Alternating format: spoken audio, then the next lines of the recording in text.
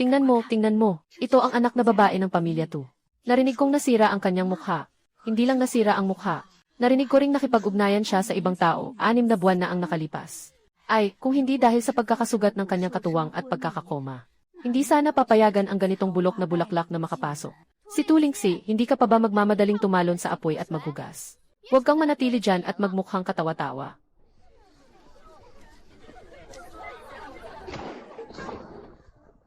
Nabaliw ka ba? Ikaw na walang hiya. Tama bang saktan mo ako? Ikaw na pangit na babae. Tawagin niyo ang mga tao, hulihin siya. Gawin ang nararapat. Fuyu Jiao, ako at ang kapatid mo ay ipinakasal ng kanyang majesty. Huwag mong galawin ako. Ito ay paglabag sa utos. Kung mayroon kang opinyon, maari kang pumasok sa palasyo at magreklamo. Ito ay ang kabataan ng asawa. Dumating na ang tamang oras. Huwag mong palampasin ang oras. Mangyaring lumipat sa pangunahing silid. Wala nang paraan ang batang Ginoo at Ginang para makabangon. Kailangan mo lang tiisin na yakapin ang manok na ito para sa seremonya. Tuglingsi, simulan mo na ang seremonya. Huwag mong palampasin ang magandang pagkakataon, ha? Ikaw, ang kapatid mo ay hindi pa namamatay. Bakit ako mag-aasawa sa manok?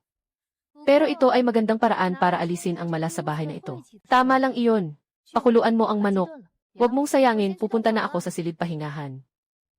Inay, hindi mo ba nakita kung gaano kaangas si Turingsi?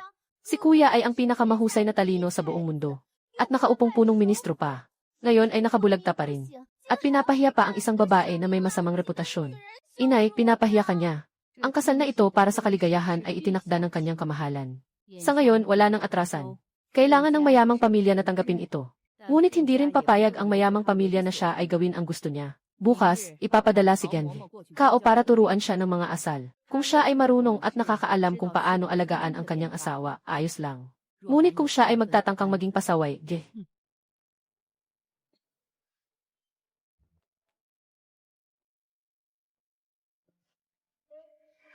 ang lalaking ito ay talagang kahanga-hanga. Alainan.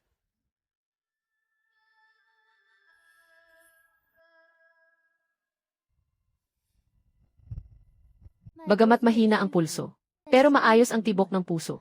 Nakakoma ng 6 na buwan at walang epekto sa baga. Nawala ng lakas, Dethi. Ikaw ang Tulingsi. Sinasabing mahina at walang kakayahan ang dalaga ng Tu. Isang walang silbi na pinagtatawanan ng iba. Hindi ka pa nagkaroon ng ganitong tapang noon. Mukhang hindi talaga mapagkakatiwalaan ang mga balita. Oy, Deputy Prime Minister. Ang bilis ng balita. Pero magkapareho lang tayo. Sa labas, ang tawag sa iyo. Deputy Prime Minister. Ngayon, para kang isang patay na hindi makahinga kahit man lang. Evie, hindi naman siya basta-basta. Ang kasal na ipinagkaloob ng pangalawang punong ministro ay parang isang sumpa. Bago ako ikasal, binigyan nila ako ng isang matinding sumpa. At ikaw ay halos pumasok na sa pinto ng kamatayan. Dahil may nakakaalam sa ating buhay. Mas mabuti pang magtulungan tayo. Bakit ako makikipagtulungan sa'yo? Dahil alam ko kung anong lason ang tinikman mo. Kahit na ngayon ay pinipigilan mo gamit ang iyong panloob na lakas. Hindi ka pa nahihirapang mawalan ng malay. Pero hindi mo na ito kayang tiisin ng matagal. Sakto, alam ko kung paano gamutin ang lason na ito. Gagamutin ko ang iyong lason. Ikaw ang magiging sandalan ko. Sama-sama nating ilabas ang mga nasa likod nito. Sa transaksyong ito, hindi ka malulugi. Malalim ang itinagong kay Jan. Fua, sige, tatanggapin ko ang negosyong ito. Humiga ka ng maayos sa kama. May gamot ka ba dito? Yung katabing silid ay aking pribadong parmasya. Kung anong gusto mo, hanapin mo na lang.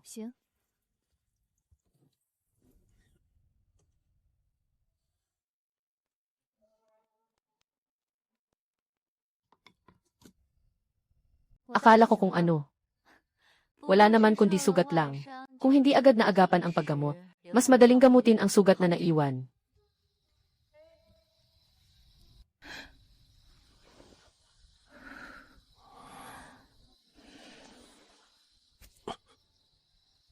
Maaaring masakit ang huling 3 tahi. Magtiis ka lang muna, Gitsen.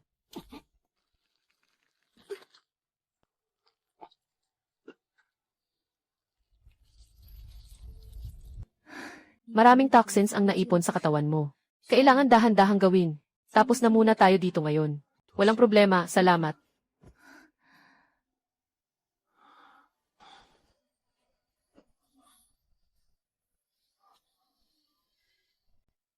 Kailangan ng magpakatatag ng kabataan. Huwag nang ipaghintay ang ginang.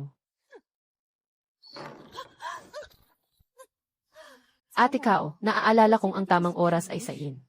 Ngayon, hindi pa nga siguro umabot sa tiyaw. Bilang kabataan, dahil pumasok ka sa mayamang pamilya, kailangan mong sumunod sa mga alituntunin ng mayamang pamilya. Ako ang ginang ng nag-iisang anak ng mayaman. Pumanaw na ang aking biyenan. Ako ang pangunahing ina ng tahanan na ito. Ikaw, isang alipin, daring makipag-usap ng ganito sa pangunahing ina. Anong parusa ang nararapat? Zulingsi, isang sirang bulaklak at sugatang sanga. Bakit mo pa gustong maging pangunahing ina? Ang mga patakaran na itinakda ng mayamang may bahay ang siyang sinusunod. Ay naku, ay naku, naku. Ako, ang iyong engkanto.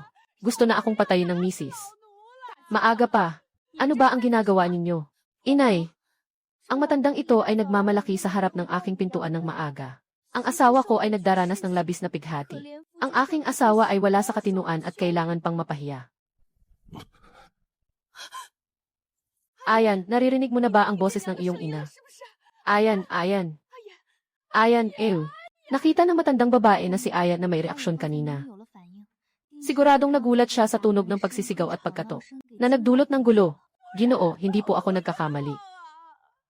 Kahit gaano pa kalaki ang aking tapang, hindi ko kailanman magiging walang galang sa binata. Hindi basta-basta ang pintura na ito, Lingsi. Mukhang hindi lahat ng balita sa labas ay totoo. Tao, si Kaumo mo ay hindi magalang sa malapit na babae. Nakaabala sa malaking Ginoo. Dali, ipalo sa kanya at batuhin. Ipadala sa probinsya para alagaan. Ginoo, Ginoo, Ginoo. Hindi mo pwedeng ganyan ang trato sa katulong na matanda. Ginoo. Dahil may reaksyon si Ayan sa iyo. Dapat mong bantayan siya ng mabuti dito sa bahay. Kung siya ay magigising, iyon ay magiging iyong kapalaran. Naiintindihan ng manugang. Nais ng biyena na dalhin ang pagkain sa silid upang subukan. At bantayan siya ng hindi umaalis ni isang hakbang. Nasa iyo lang, basta't alagaan mo si Ayan. Huwag ka nang magpanggap kumain ka na. Ayaw ko namang malnourished ang pasyente ko. Maraming salamat, walang anuman. Salamat din kanina umaga. Pero hindi libre ang pagkain. Malapit nang umuwi. Hindi ka makakapunta dahil sa kalagayan mo. Mayroon ka bang simbolo na maaaring kumatawan sa iyong pagkatao at makapangilabot sa iba? Pahiram naman. Sa buong liang, ang bagay na ito ay parang ako. Nakilala ko na ang may bahay. Hindi mahina ang kakayahan ng Kaizu. Maaari kang protektahan. Mayroon pang ilang uri ng lason sa iyong katawan. Talagang kawawa si Tulingsi. Hindi lang ang mukha ang nasira, pati ang katawan ay naubos na.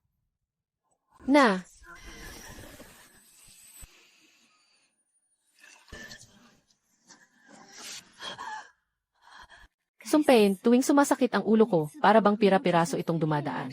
Ang konting kuha na ito ay hindi talaga magkakasama. Tulang Li, ilan na bang tao ang nainis sa iyo noon? Kalimutan na, kahit sino pa man iyon. Tiyak na malalaman ko ang katotohanan. Kailangan mong bayaran lahat ng mga utang sa iyo. Dumating na ang malapit na Ginoo.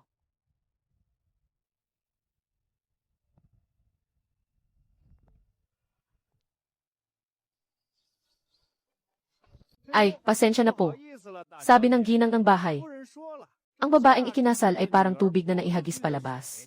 Hindi ka na bahagi ng pamilya Chu ngayon. Kaya walang dahilan para bumalik pa. Saan ka nang galing? Bumalik ka na lang, Quitsu.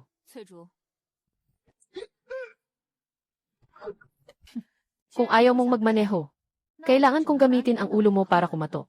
Sige na, ako na ang magmamaneho. Patawarin mo ako, Ginoo.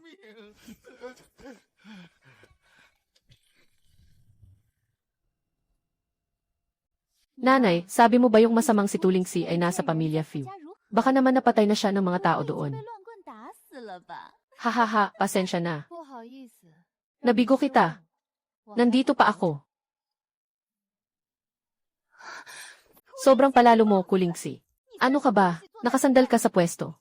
Si Fuyuyan ngayon ay parang buhay na patay. Akala mo talaga ikaw ang pangunahing tagapayo. Ginang Kuizu. Sira-sirain mo ang kanyang bibig.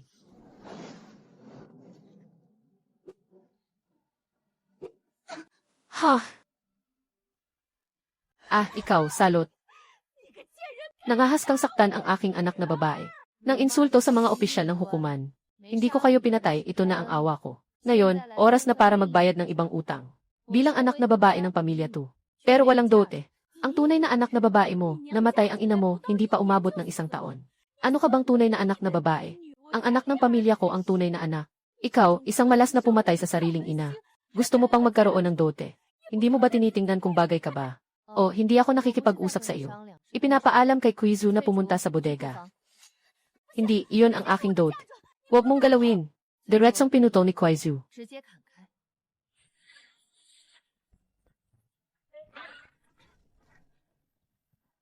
I lock ang pinto. Marami pang bihirang gamot. Halos tapos na ang lunas kay Yuyang. Nagbukas si Quizu ng klase.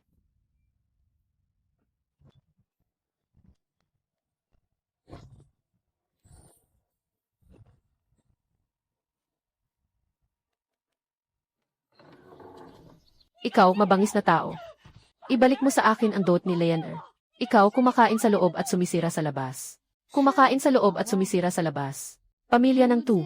Kung hindi dahil sa pangalan at kapangyarihan ng aking ina, ang tanyag na manggagamot na si Tu. Hindi sana umabot ang Tu Pharmacy sa ganitong estado. Si Tui ay walang utang na loob at naging dahilan ng malupit na pagkamatay ng aking ina. Hindi ito sapat para sa utang niya sa aking ina. Quizu, umalis na tayo. Bakit basta-basta siyang pinapayagan ng ina? Leaner, huwag kang matakot. Kung naglakas loob siyang magnakaw, may paraan tayong maibalik ito.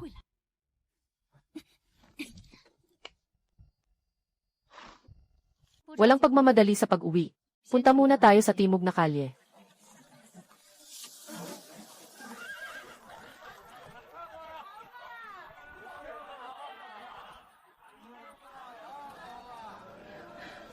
May sumusunod sa atin, maliit na Ginoo. Una ka na, ako ang bahala dito. Mukhang ako ang target nila. Pero hindi ko alam kung sino ang nagpadala sa kanila.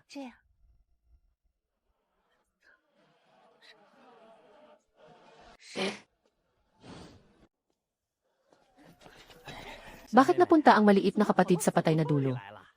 Gusto mo bang samahan ka ng kuya palabas? Hehehe, hindi ako madalas lumabas.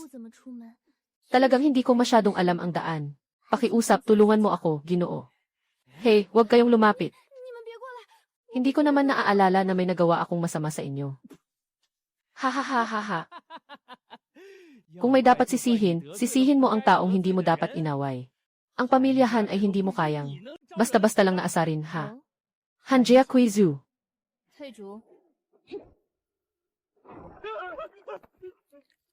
Huwag kang mag-alala, tulungan mo ako.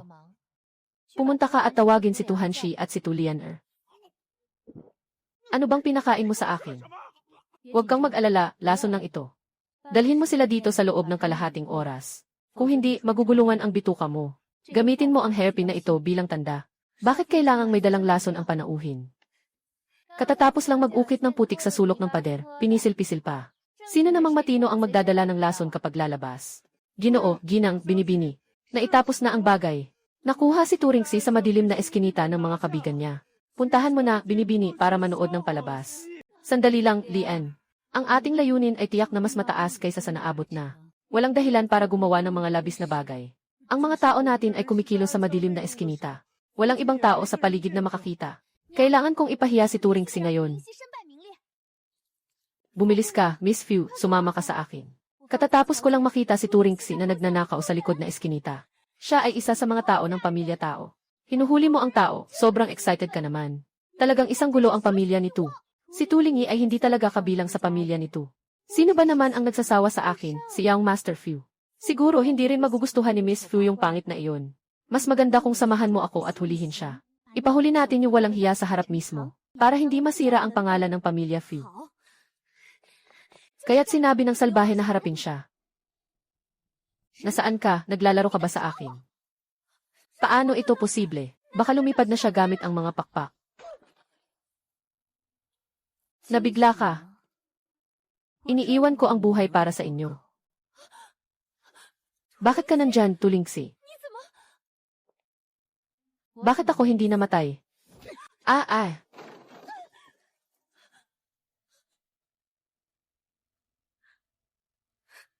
Ginoo, pakiusap, tulungan ninyo ang isang mamamayan. 3 araw na ang nakalipas mula nang ako'y ikasal. Ang aking madrasta ay kinuha ang dote na iniwan ng aking ina. Ngayon, bumalik ako upang humingi ng gamot. Ngunit sila ay nag-ambush sa madilim na eskinita at sinubukang patayin ako. Kung hindi dahil sa aking swerte. Ngayon ay patay na siya. Nagsasalita ka ng walang kwenta, malinaw na ikaw ang nagdala ng mga tao na parang mga tulisan. At ninakaw ang mga gamot sa bahay. Huwag kang magbintang ng walang katotohanan. Maganda ang sinabi ng ate ko, walang saysay. Ako lang naman ang nagbalik ng mga bagay na dala ko noon. Kung ayaw ninyo, okay na rin. Kung ayaw ninyo, okay lang. Bakit pa rin kailangang pumatay ng walang awa? Ang pamilya to ang pinakamayaman. Nakakatakot na kayang maging malupit sa kanilang nakababatang anak na babae. Kahit ang asawa ng pangunahing ministro ay natatangkap ang patayin. Talagang walang takot sa panganib. Mapangahas na kawal. Nanangahas naman laban sa utos ng palasyo. Dalhin niyo ang babaeng ito palabas. Mabigat na parusa. Huwag, huwag. Inuusig ako ng walang dahilan. Duling niyo, papatayin kita. Fuyu Jiao, tulungan mo ako. Ang pagkilala sa pagkakamali at pagwawasto ay isang malaking kabutihan. Kung maibabalik mo sa akin ang aking dote, maaari kong kalimutan ang nakaraan. Anong dote? Anong dote? Hindi mo ba ito nakuha? Gagawin ko, ibibigay ko sa iyo. Ano man ang gusto mo, ibibigay ko sa iyo. Gusto kong makuha ang parmasya sa timog ng Tujia. Nabaliw ka na, iyon ang pinakamahalagang negosyo ng Tujia. Ibibigay ko, ibibigay ko. Ang tindahan ay sa iyo. Salamat, Ginoo, sa makatarungang paghawak. Para sa mga mamamayan, ikaw ang humahatol. Ginamit ka ng iba, at nandito ka lang nanonood. Talagang malayo ang isip ng mga mayayamang kapatid. Hindi ito basta-basta. Talagang masama ka. Sinong naglakas loob na gamitin ako bilang sandata? Talagang kahanga-hanga ang asawa ng Ginoo. Ikaw ang pinakamahusay na dalaga sa bahay na nakita ng mga katulong. Kung ibang mga dalaga, sino na magtatangkang buksan ang bodega ng pamilya ng ganito? Kung may ginawad sa akin na paggalang, babalik ko rin ito ng may paggalang. Pinagtataga nila ako, kaya ginanti ko rin sila gamit ang espada. Gumanti ako gamit ang espada. Hindi sila mapagmalasakit. Huwag na kayong magtaka kung hindi ako makatarungan. Umalis na tayo, bumalik sa palasyo. Ginooy asawa. Matagal nang naghihintay sina Shen Qianhe at ang Prinsipe Shen sa main hall. Ginooy asawa. Si Ginoong Shen at ang binata ay parang apoy at tubig sa harap ng emperador. Bigla siyang dumating. Malamang ay para alamin ang kalagayan ng binata. Kung may darating na kaaway, handa tayong lumaban. Kung may tubig, may lupa upang takpan. Magandang araw, Ginang Fu. Humihingi ako ng tulong kay Ginoong Wang para sa aking asawa. Mayroon tayong maayos na pag-uusap, Ginang Fu. Bakit ganito ang ginagawa? Nagpakasal ako sa pamilyang Fu. Ang aking asawa ay nananatiling walang malay. Ikaw ang unang prinsipe na bumisita kay Yan Fu. Nandito lang ako para tingnan si Ginoong Fu. Talagang hindi pa siya nagising. Wala, ang buong Imperial Hospital ay walang magawa. Kailangan kong bantayan siya araw at gabi. Nangangarap na isang araw ay magigising ang iyong asawa. Kung gayon, kung nandito ka na, hayaan mo bang pumunta ako upang magpasalamat kay Ginoo Fu? Prinsipe, sa kasalukuyan, hindi maganda ang itsura ng iyong asawa, hindi siya pwedeng makita. Kung sakaling mamatay siya balang araw, gusto ko sanang mapanatili niya ang huling dignidad na natitira sa kanya habang buhay pa siya. Pasensya na po, nakagambala ako kay Ginoo Fu. Sa loob ng ilang araw, kaarawan ng aming pamilya. Mas mabuti pang sumama si Genli. Fu kayo Jiao, mukhang hindi ito isang kaarawan, kundi isang patibong. Kailangan ko pang manatili sa bahay para alagaan ang aking asawa. Talagang hindi ako makaalis. Si Genli, Fu ay palaging nag-aalaga kay Li. Fu sa bahay, talagang mahirap iyon. Kasalukuyan, may nakuha tayong napakahirap hanapin na halamang gamot sa bahay. Mabuti pang ipagkaloob ito kay Jens. Fu, tanggapin mo na lang ito bilang aking taos pusong handog.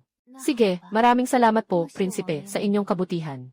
Ako na po ay magpapaalam muna.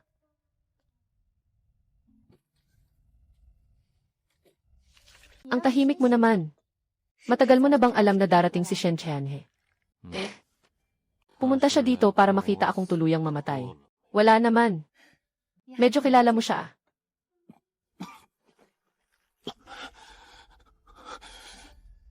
Anong sinasabi niya sa'yo? Sinasabi lang niya na gusto niyang anyayahan ka sa kanyang asawa. Birthday party ni Queen White. May kailangan ba akong gawin sa araw na iyon? Ang birthday ni Queen White ay ilang buwan na ang nakalipas. Ano ba iyan? Tapos na ang birthday party, bakit pa nila ako iniimbitahan? Nakikipag-ugnayan siya sa'yo sa pista.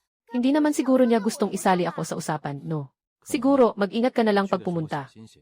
Huwag mong tignan na mabait siya. Mag-ingat ka sa lahat ng bagay. Naintindihan ko, gamit ang pangalan ng pag-aalaga sa asawa para magpakitang gilas. Tiyak na isang masalimuot na pagtitipon ito. Sige, dahil nakikita ko ang iyong mukha. Sige, parang kakain lang tayo. Sabay na rin, kumuha ng ilang gamot. Pagkatapos ng bagay na ito, saka na natin pag-usapan. Humiga ka, bibigyan kita ng isang iniksyon. Tingnan mo itong karaniwang lason. Dapat itong lumabas na kulay purpura itim. Ngunit sa katawan mo, mukhang hindi lang isang uri ng lason ang naroon. Walang problema, unti-unti lang. Sige, magpahinga ka ng maayos. Sakit sa malamig. Mukhang may mga tao noon na ayaw na magpatuloy ang angkan ng mayayaman. Matagal na ang lumipas. Gustong alisin ang ugat ng kasamaan na dala mula sa sinapupunan. Talagang mas mahirap pa ito kaysa umakyat sa langit, Ginang. Ginang, inutusan ng Ginoo ang katulong na dalhin ang ilang bagay para sa inyo sa palasyo para sa salu-salo. Mga damit na maaari mong piliin.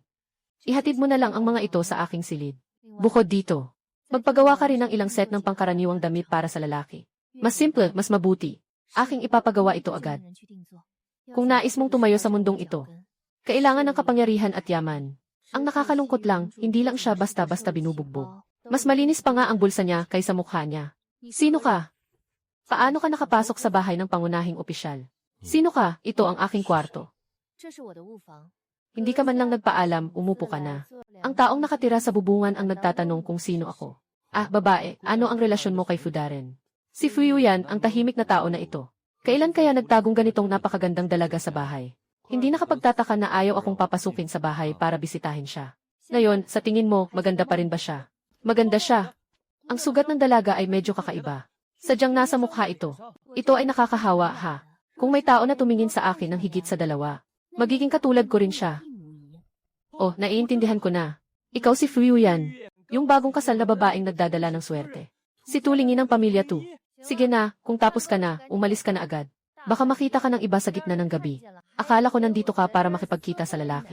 Sandali, Ginoo Di. Wala akong masamang intensyon. Yung sugat sa mukha mo. Kung kailangan mo ng tulong, sabihin mo lang. Kung nahihirapan ka, dalhin mo ang piraso ng jade na ito sa bahay kainan sa timog ng lungsod. Tutulungan ka ng mga tao sa loob. Wala tayong kaugnayan. Bakit mo ako tutulungan? Maaalala mo rin iyon balang araw. Ayan, Gil. Hindi na maaga, magpahinga ka na.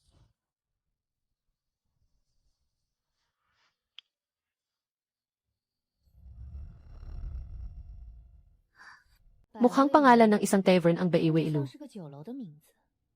Talagang kakaiba siyang tao. Matapos ang 8 taon, natagpuan na kita. Sa wakas, hindi ito naging walang kabuluhan.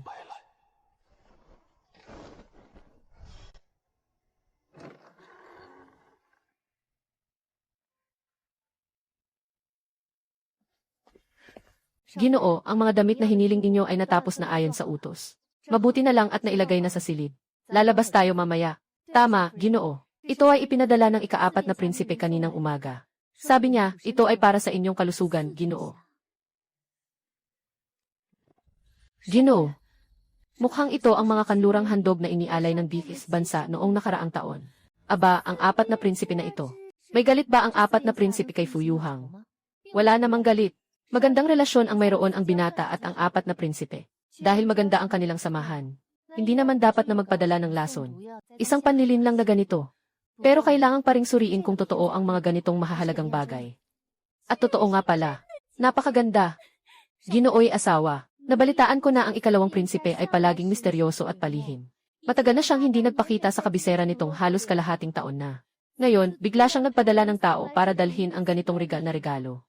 Natatakot na may masamang balak ito. Kung sakaling maparatang sa iyo ang kasalanan ng pag-iimbak ng tributo. Sa hinaharap, ang pananagot ay maaaring magdulot ng kamatayan. Hehe, ano nang ikatakot? Dahil nga iniaalok na ito sa akin. Kaya agad ko nang gagamitin. Huwag kang mag-alala, itatago ko ito sa sikretong lugar. Ilalagay ko muna ang mga bagay dito. Magpapalit muna ako ng damit. Sumama ka sa akin sa labas. Alam mo ba, Ginoo, kung gaano karaming ari-arian ang nasa pangalan ni Fuyuan? Kaunti lang, Ginang. Hindi ko masabi, Alingawngaw. Ano bang masama sa pagsasabi? Walang pahintulot ng Ginoo. Hindi talaga ako pwedeng makialam o magsalita tungkol sa kayamanan ng aking amo. Sige na, hindi ko masasabing hindi. Kaya nating tingnan gamit ang ating mga mata, di ba? Sama ka sa akin, tingnan natin. Saan ka pupunta ngayon? Yung mga pinapadala ko sa inyo. Naibigay mo na ba ng personal sa kanya? Bumalik ka sa amo mo. Ang Blood Spirit Jar ay dala ng personal at tagapag-alaga ni Madame Fu. Na siya mismo ang nagdala nito. Tiyak na tama. Tara, tingnan natin. Gusto kong malaman. Matagal na tayong hindi nagkita. Ano na kaya ang naging itsura niya? Yung pinakamagandang gusali sa harap. Isa ito sa mga pag-aari ng binata. Hindi ko akalain. Mukha ni Fuyuxian na parang yelo. Ang pangalan ng kanyang negosyo sa likod ay medyo mapang-akit. Tara, pasukin natin at tingnan. Huwag tayong pumasok, anak ng Ginoo. Iyan ay isang bahay aliwan. Kung pumasok tayo, at may makakita sa atin, mawawasak ang ating reputasyon. Baka mas mabuti pang pumunta tayo sa ibang tindahan. Aba, mukhang bago sa paningin itong binatang ito. Siguradong ito ang unang pagkakataon. Halika sa ating Yuking Pavilion. Ako po si Hongbo mula sa Yuking Pavilion. Ngayon ay may malaking pagtitipon sa loob ng pavilion. Kung hindi po kayo nagrereklamo, bakit hindi ko kayo dalhin sa ikalawang palapag sa mga pribadong silid? Masdan mong mabuti ang magagandang tanawin dito. Anong espesyal na araw ngayon sa kwartong ito? Bakit ang dami ng tao rito? Hindi mo alam, Ginoo. Ngayon ay ang pagtitipon ng tula sa Yuking Pavilion natin. Kung sakaling makuha mo ang unang pwesto sa paligsahan ng tula, diretso ka nang makakapunta sa palasyo para magpatingin sa hari. Makikilahok ka sa masayang pagtitipon sa palasyo, ang Peach Banquet. Ngayon, nagmamadali akong umalis. Nakalimutan kong magdala ng pera. Dapat may halaga pa ang bagay na ito. Iwanan ko muna ito sa iyo. Kung hindi sapat, sasabihan ko na lang ang ibang tao na dalhin ito. Maaari bang gamitin ang puting jade na lingsi? Hindi ko kayang kunin ito, aling babae. Nandito ang ganitong tanda. Kahit na walang dalang pera ang Ginoo, siya pa rin ang pinakamahalagang bisita sa aming tahanan. Ginoo, pakiusap. Ginoo, mag-enjoy ka. Nandito lang ako sa labas. Kung may kailangan, sabihin mo lang.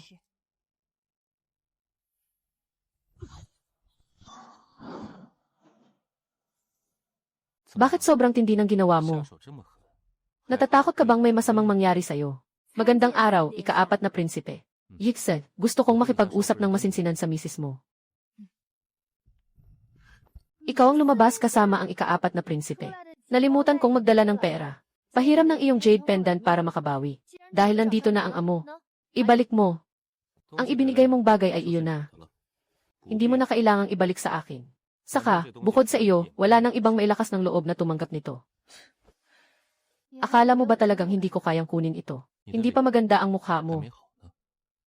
Akala mo ba ang iyong jade pendant ay isang elixir?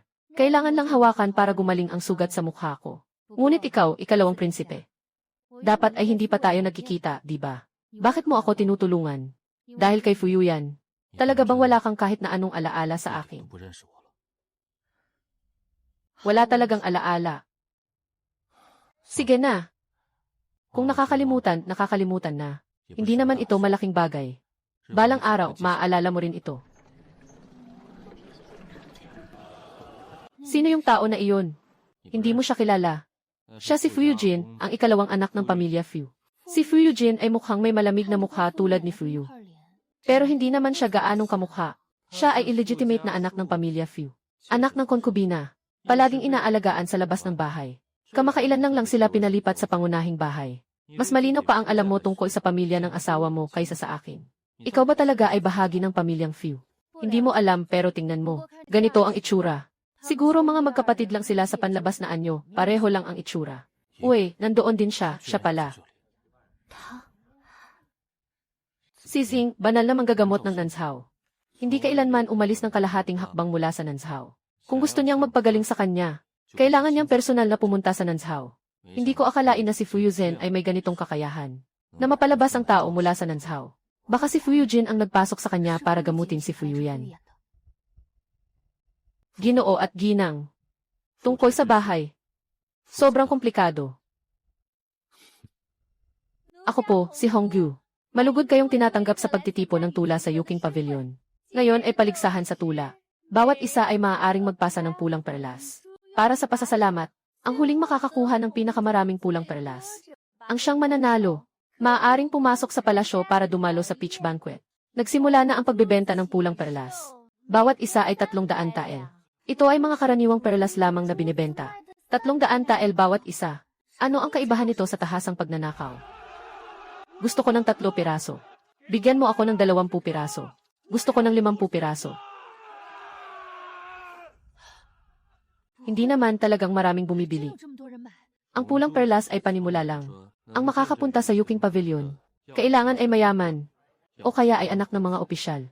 Wala talagang pakialam sa kaunting salapi na ito. Kung ikukumpara sa pagpasok sa palasyo para sa isang pagharap, kahit na mawala ng lahat, ang mga taong ito ay magmamadaling bumili. Sandali, yung malaking halaga mula sa pagbebenta ng pulang perlas, para ba ito sa gobyerno o? Gaano ba kayaman si Fuyuyan?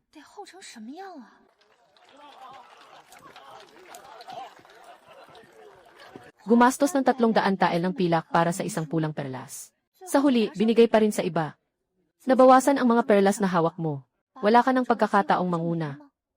Ano ba talaga ang pakay nitong mga taong ito? Sobrang simple pa rin ang iniisip mo. Hindi totoo na sumali ka sa pagtitipon ng tula. Totoo na tumutulong ka kay Baji. Ganito ang sinasabi. Siya ang nanalo sa huli, si Fuyujin. Hindi pa tapos ang mas exciting na bahagi.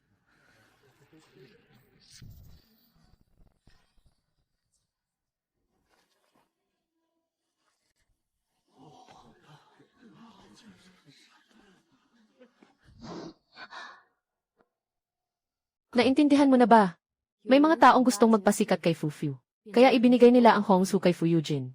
Samantala, si Fuyujin ay matagal nang nakikipagsabuatan kay Shen Qianhe sa lihim. Tapos na ang palabas. Tara na.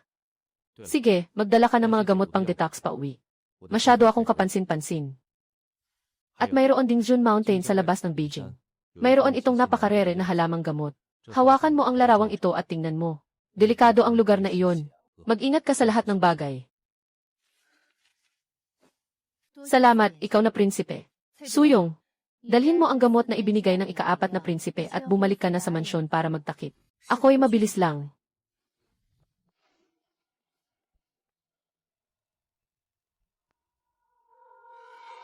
Baguhin.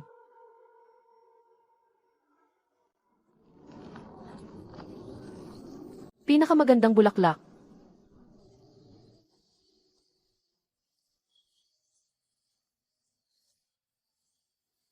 Sige na, mas mabuti nang walang dagdag na problema. Hindi ko alam kung maririnig mo ba ito. May mahalagang bagay akong dapat asikasuhin ngayon. Pagbalik ko mamaya, kung ikaw ay may hininga pa dito, ililigtas kita.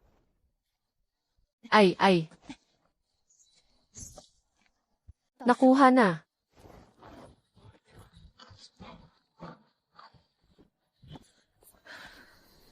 Isipin mo na lang na ito ay para kay Fuyuyan bilang kabutihan. Ang Ginoo, nakuha lang ito sa daan. Isipin na lang na ito ay kabutihan. Kung nakatagpo kita, masasabi mong swerte ka na rin. Dito ka muna magpalipas ng oras. Kung sobrang sakit na, sabihin mo lang sa akin. Oras na, lumabas ka na. Humiga ka na. Habang nagpapagaling ka, pansamantala kang manatili dito sa abandonadong lugar. Araw-araw akong pupunta para palitan ang gamot at maghatid ng pagkain. Kung wala ang permiso ko, huwag kang lumabas at magdulot ng gulo.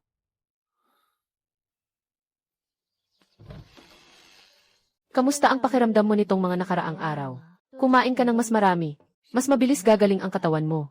Mas mabuti na ako. Kailangan mong inumin ang gamot mo sa tamang oras. Huwag kalimutan. Karaniwang kailangan ng tao ng hindi bababa sa kalahating buwan para makabawi sa sugat. Bumalik na siya sa dati sa loob ng ilang araw. Sino ka ba talaga? Hindi mo ba alam kung ano ang pangalan mo? Hindi. Dahil wala ka nang naaalala. Bakit hindi mo na lang ako tawaging Granado? Granado. Mahilig akong kumain ng granado. Para na lang mabuo ang tunog. Madali tandaan at pakinggan. Kumusta naman? Sa hinaharap, gagantihan kita. Hindi mahalaga kung ano ang gagawin kong gantimpala. Mas importante ang mabuhay kaysa kahit ano paman. Kumain ka na muna at magpahinga. Kailangan ko nang umalis. Sandali, ipapadala ni Quizzy ang 2 damit sa iyo.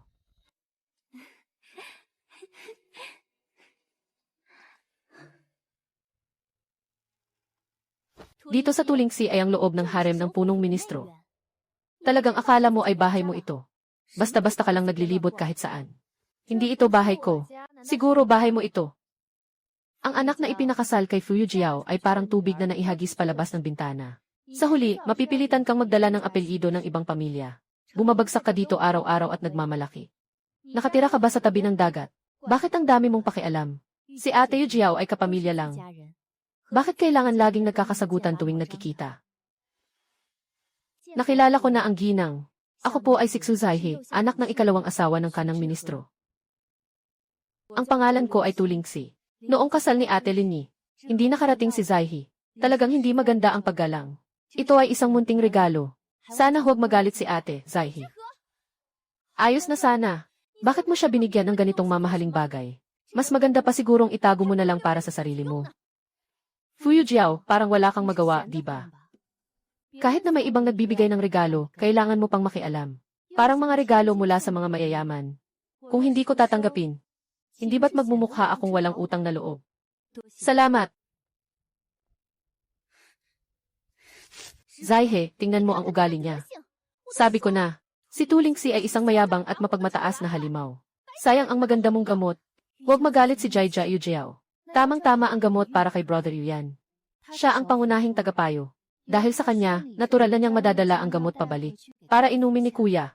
Mas maganda pa ito kaysa sa padalus-dalos nating pagpapadala na baka magdulot ng usisa. Gusto mo bang gamitin ang kamay ni Tulingsi para lihim na maipadala ang gamot sa kapatid? O talagang matalino ka? Kung tayo ang personal na magdadala, ha? Siguradong maharang tayo ng kanyang selos na babae. Sa labas ng pinto, mabait na mabait sa akin si Kuya Yuyan mula pagkabata. Ngayon, siya ay walang dahilan na nahihimbing sa kama. Nakuha ko lang ang gamot na ito mula sa aking ama. Umaasa akong makakatulong ito sa aking kapatid na makatawid sa hirap. Sana noong una, ikaw ang naging asawa ng aking kapatid. Talagang naawa ako sa aking kapatid. Tingin ko itong si Lingxi. Bagamat medyo tuwid ang kanyang ugali. Hindi naman siya mukhang masama, dahil siya ay kasal na kay Yuyan. Huwag ka nang mag-isip ng masyado, ate. Anong klaseng napakababaing tsismosa ito? Hindi lang siya nanghihiram ng bulaklak para sa iba. Sabay pa akong pinipiga, ha?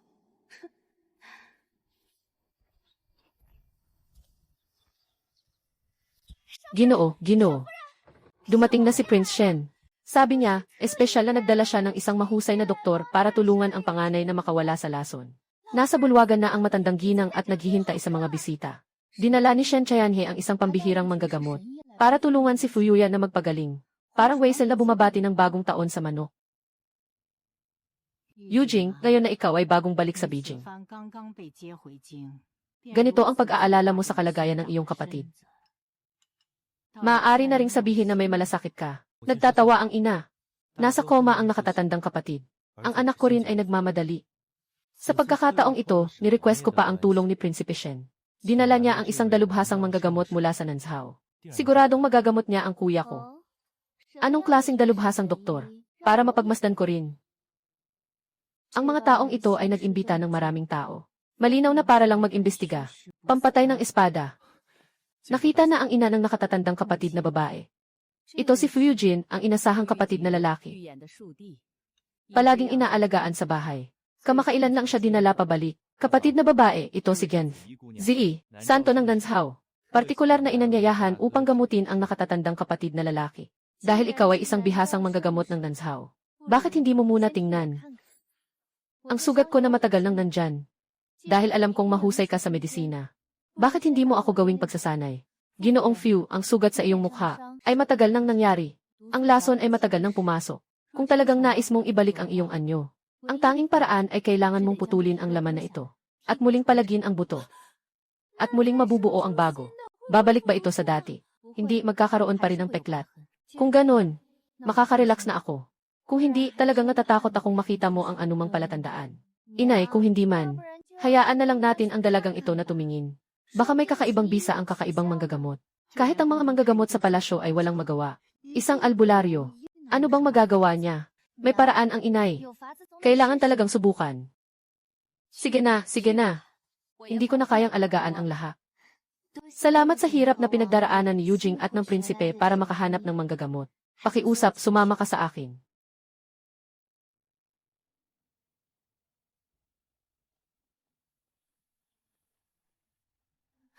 Ginoong may kulay ube. Matagal nang natutulog ang aking asawa. Pakisilip mo na siya. Ano bang masamang sakit ang nahawaan? Walang anuman. Hindi nasaktan si Ginoong Few. Siyang tinamaan ng matinding lason. Ito ang dahilan kung bakit siya ay natutulog ng mahimbing. Kung hindi siya makakain ng gamot upang maalis ang lason sa lalong madaling panahon, maaaring mamatay si Ginoong Few sa anumang oras dahil sa lason. Paano nangyari ito? Mahal na manggagamot, mayroon ka bang paraan para sa pag-aalis ng lason? Sundin ang reseta at kumuha ng gamot. Uminom 1 beses sa isang araw. Uminom ng tuloy-tuloy sa loob ng 49 na araw. Kahit na hindi nito maalis ang lason, maaari nitong pigilin ang lason. Hindi ito sisiklab. Maraming salamat, mahal na manggagamot. Quizu, bilisan mo at kunin ang pera. Hindi ko kailangan utang na loob kay Fu Ergongzi. Ngayon, tinutulungan si Fu Gongzi na maalis ang lason. Maaari na ring ituring na nabayaran ko ang utang na loob. Kapatid, salamat sa iyong pagsisikap na hanapin ang mahusay na manggagamot. Kung hindi ko alam na ganito pala kadelikado ang yuyan. Sister-in-law, masyado kang mabait. Ito ay nararapat kong gawin.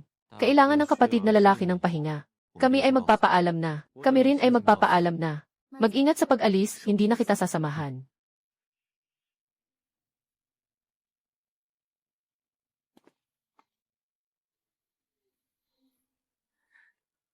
CSA, ang kapatid na lalaki ay nakahiga sa kama. Ikaw ay nakikipaglandian sa ibang lalaki. Ngayon, kailangan kong mahuli ka sa akto. Dapat kitang itaboy ng may dahilan. Ayos lang, si Tulingsi ay talagang may kasamang ibang tao sa likod ng kanyang nakatatandang kapatid. Inang, 2 Ginoo. Gabi na, ikaw. Inang, si Tulingsi ay nandyan sa silid kasama ang ibang tao. Ano, sumama. Kunin mo ang balabal. Huwag mag-alala, ginang. Mas mabuting linawin muna ang sitwasyon. Ano ang ibig mong sabihin sa bagay na ito? Narinig ko ito sa aking sariling mga tainga. Nakatulog pa rin ang kuya mo ngayon.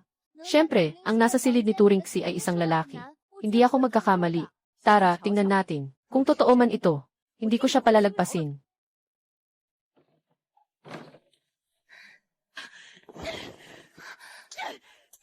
Talagang gagawin mo ito. Ayan. Inay, hindi mo na ba ako kilala? Ginoo, ito. Totoo ngang isang malaking balita ito. Kasal na ang matandang madam at ang batang pangulo. Nasa kasiyahan pa ang mag-asawa. May sasabihin tayo. Baka bukas na lang magtanong. Hindi ko na kayo guguluhin sa inyong pahinga. Maging maayos ka lang. Inay, tiyak na peke yan.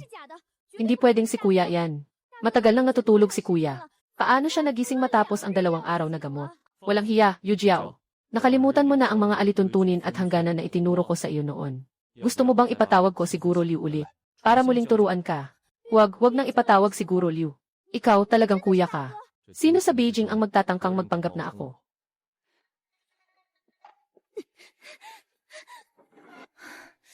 Talagang madilim ang kamay ng nanay mo. Talagang nakakahiya ang ganitong laban sa tahanan. Pasensya na. Bukas, magpapadala ako ng gamot para sa pamamaga. Huwag mong kalimutan na pumayag ka na sa akin. Ano, tinulungan kitang gawin ang eksenang ito at pinagsabihan pa. Isang gamot lang, gusto mo na akong paalisin. Walang paraan, sige na. Kung ano ang gusto mo, sabihin mo lang. Sabihin mo na. Kailangan na lang ang kalahating kita ng Siginev Pavilion kahapon. Ayos lang.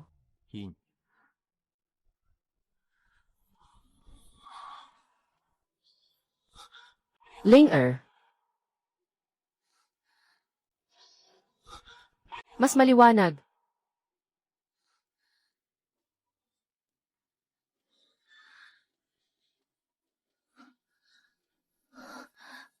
Ito. May problema ang pabango na ito.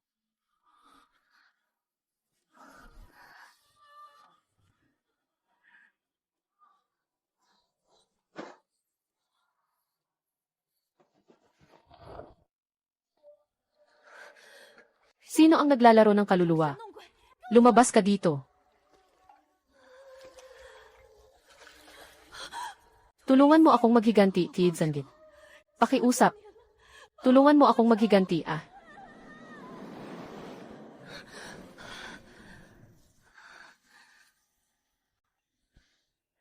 Hindi pa humuhupa ang ulan sa labas. Matulog ka pa. Hindi na maaga.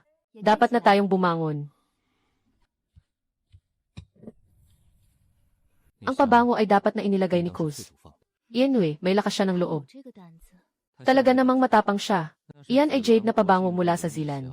Ibinigay pa ito ng emperador noong nakaraang taon. Ang pabangong ito ay nakakapagpasigla sa relasyon. May mga personal akong bagay na inaasikaso nitong mga nakaraang araw. Kung kailangan mo ako, ipaalam mo na lang kay Kaizu. Umalis na ako.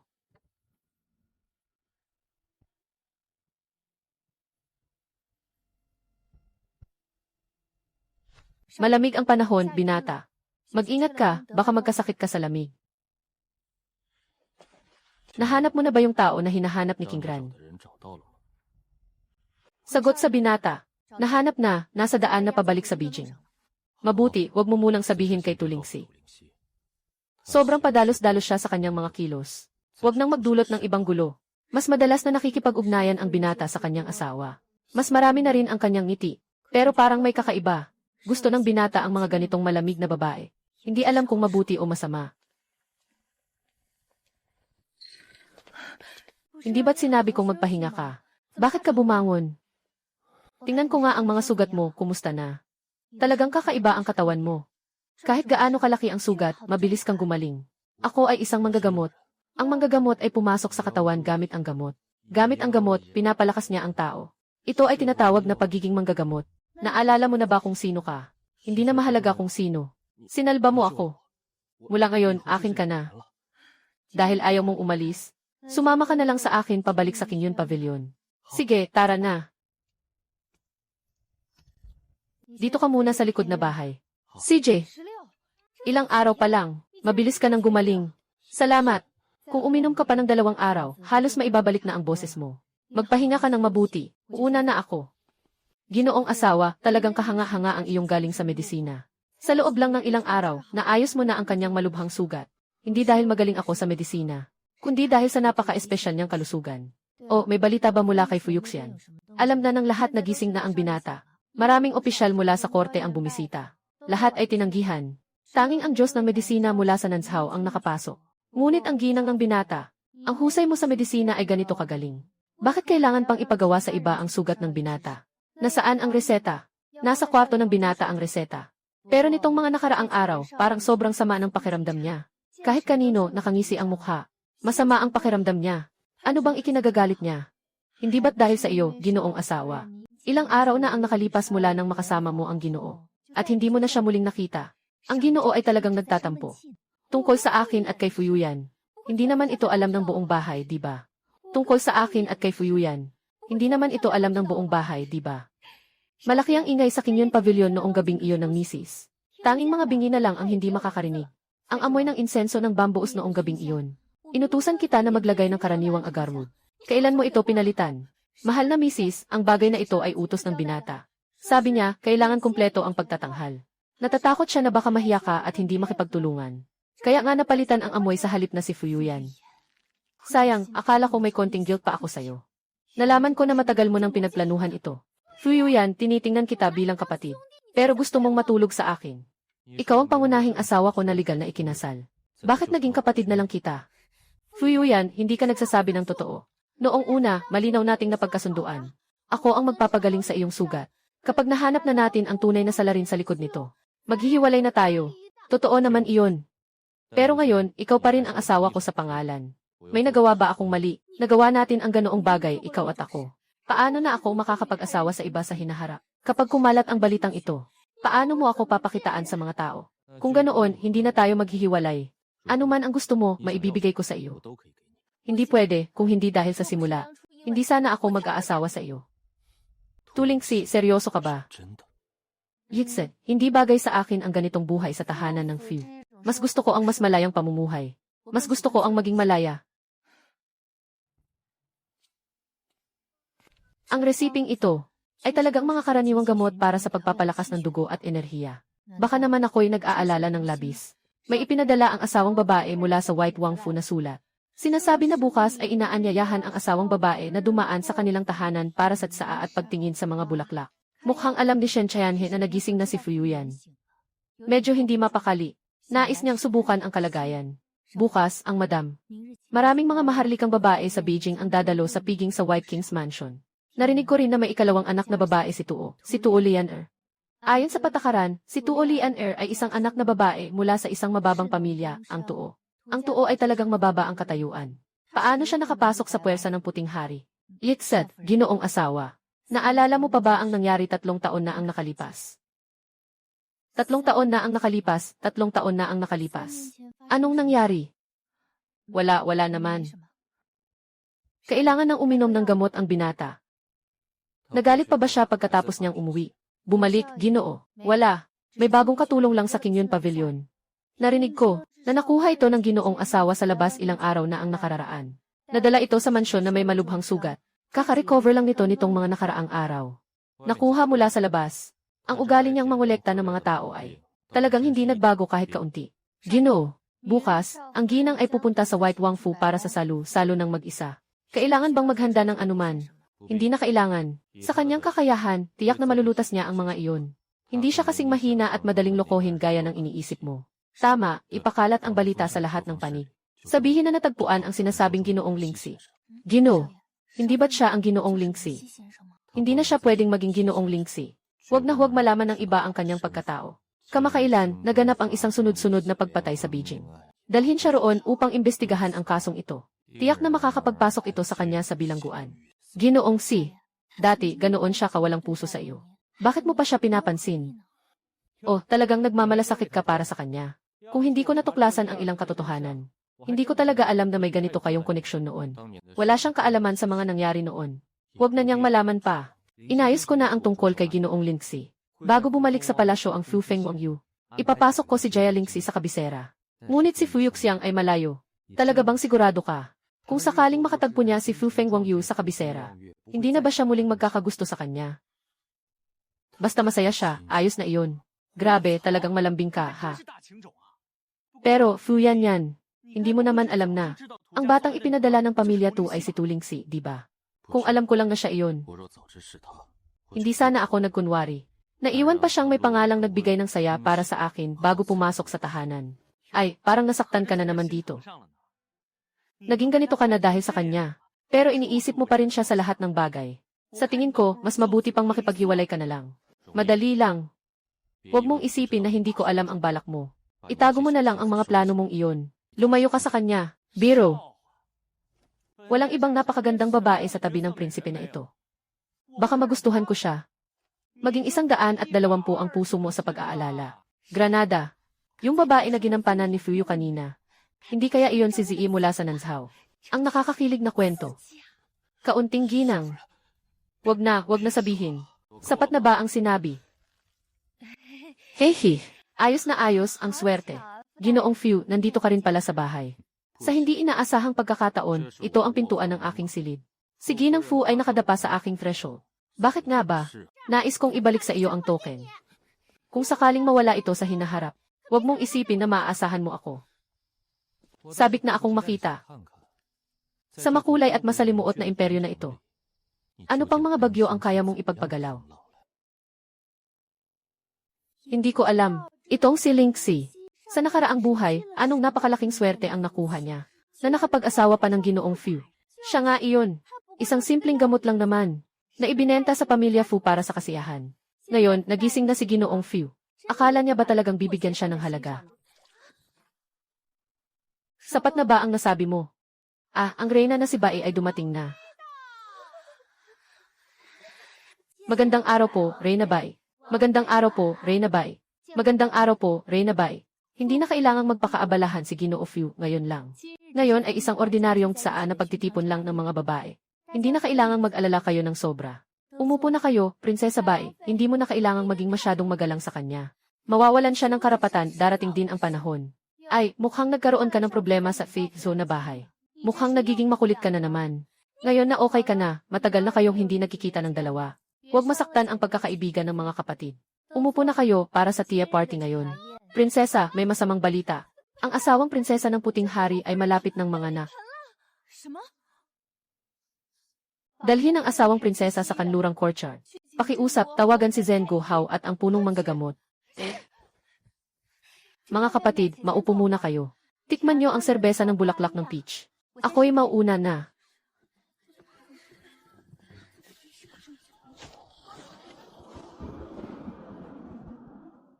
2 oras na ang lumipas. Bakit hindi pa rin lumalabas? Si Huwag-Huwagye, ang kanyang asawa, mukhang hindi nakayanin. Ako ang hari, kahit anong paraan ang gagawin mo. Kailangan mong iligtas ang buhay niyon. Kung hindi, lahat kayo ay mamamatay kasama niyon. Huwag kang pumatay, Huwag-Huwagye. Nahirapan ang madugong panganganak ni Madam. At nagdulot pa ito ng malubhang pagdurugo. Natatakot ako. Natatakot akong hindi na maiiwasan ang kapakanan ng batang prinsipe sa sinapupunan ng ginang. Binuksan ng ginang ang kanyang mga mata at tumingin sa akin. Kailangan mong lumaban. Huwag na huwag kang matutulog.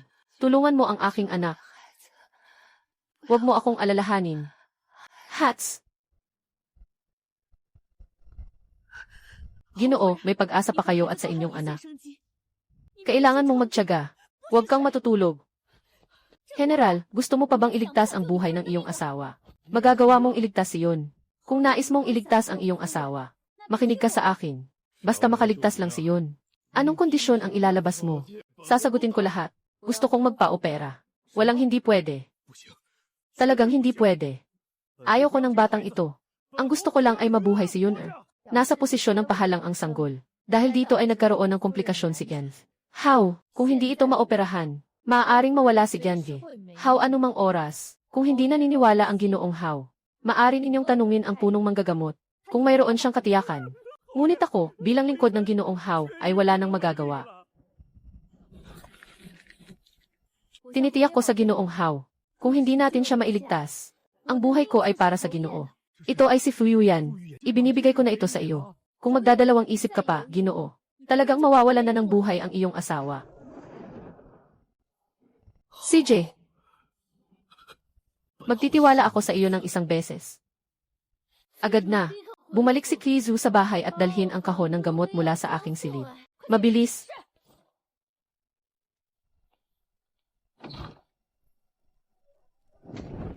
Ako ang kasamang tagapaglingkod ng kabataan ng Ginoo. Narito upang dalhin ang kahon ng gamot para sa kabataan ng Ginoo. Nagsisinungaling ka, hindi kita kailanman nakita sa tabi ni Tulingsi. Siguradong isa kang ligaya na inaalagaan ni Tulingsi sa labas. Hindi ako ay iniligtas ng kabaitan ng kabataan ng Ginoo. Hindi ito isang ligaw na tao. Nagmamaldita si Turing dito. Gusto mo bang ipasama ang buong pamilya to sa libing ni Ginang How? Umalis ka. Hahaha, Ginoong How. Ang prinsesa bae ay tiyak na kasintahan ni Tulingsi sa labas. Siguradong gusto niyang samantalahin ang pagkakataon para patayin si Ginang How. Mahalaga ang buhay ng tao. Wala akong oras para magpaliwanag ngayon. 16 na, bantayan ang pintuang ito. Huwag papasukin ang sinuman. Kung hindi pa mapipigilan ng Ginoo, talagang mapapahamak si Ginang How. Hala, hilahin siya palayo. Iyak ng bata iyon.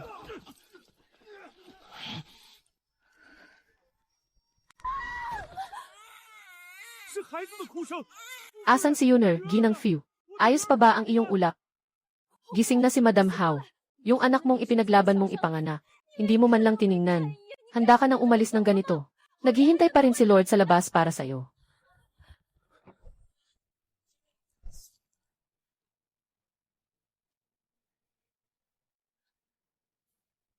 Mabilis na pakulo si Chentang. Chentang, bilisan mo.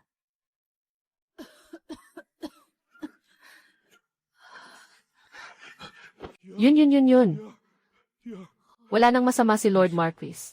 Wala nang masama. Ang sugat ni Lord Marquis at ni Lady Marquis ay naputol na.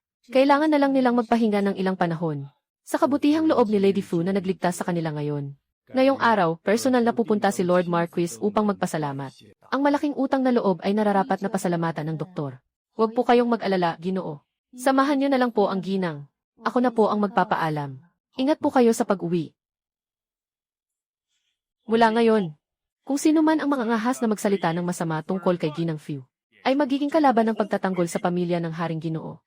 Ako na po ang magpapaalam, Rina Blanca. Ingat ka, Yan Yi. Fiu, tama, inutusan ko si Kaizu na kumuha ng kahon ng gamot. Bakit ikaw ang nandito sa huli? Mas mabilis akong tumakbo kaysa kay Kaizu. Ganun ba? Kaya kanina, dahil sa iyong kondisyon, Yan Yi. Baka isipin mo akong halimaw. Dahil sa aking katawan. Kaya't iniiwasan ako. Paano ako mapapalayas? May espesyal na katawan ka. At marunong akong maggamot. Kung nais mo, magkaisa tayong dalawa. Tiyak na makakapagligtas tayo ng maraming buhay. Hindi ko kailanman naisip na magligtas ng tao. Sa mata ng iba, ako ay isang halimaw. Sino ang may ganang sabihing halimaw ka?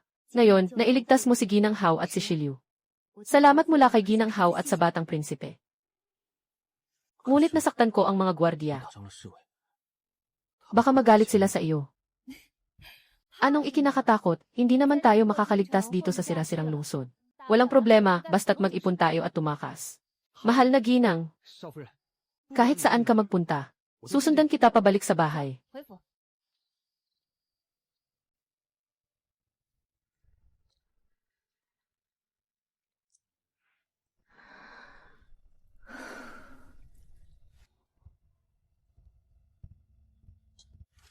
Talagang malas, kung makakain ka, kumain ka. Kung hindi ka makakain, huwag kang kumain.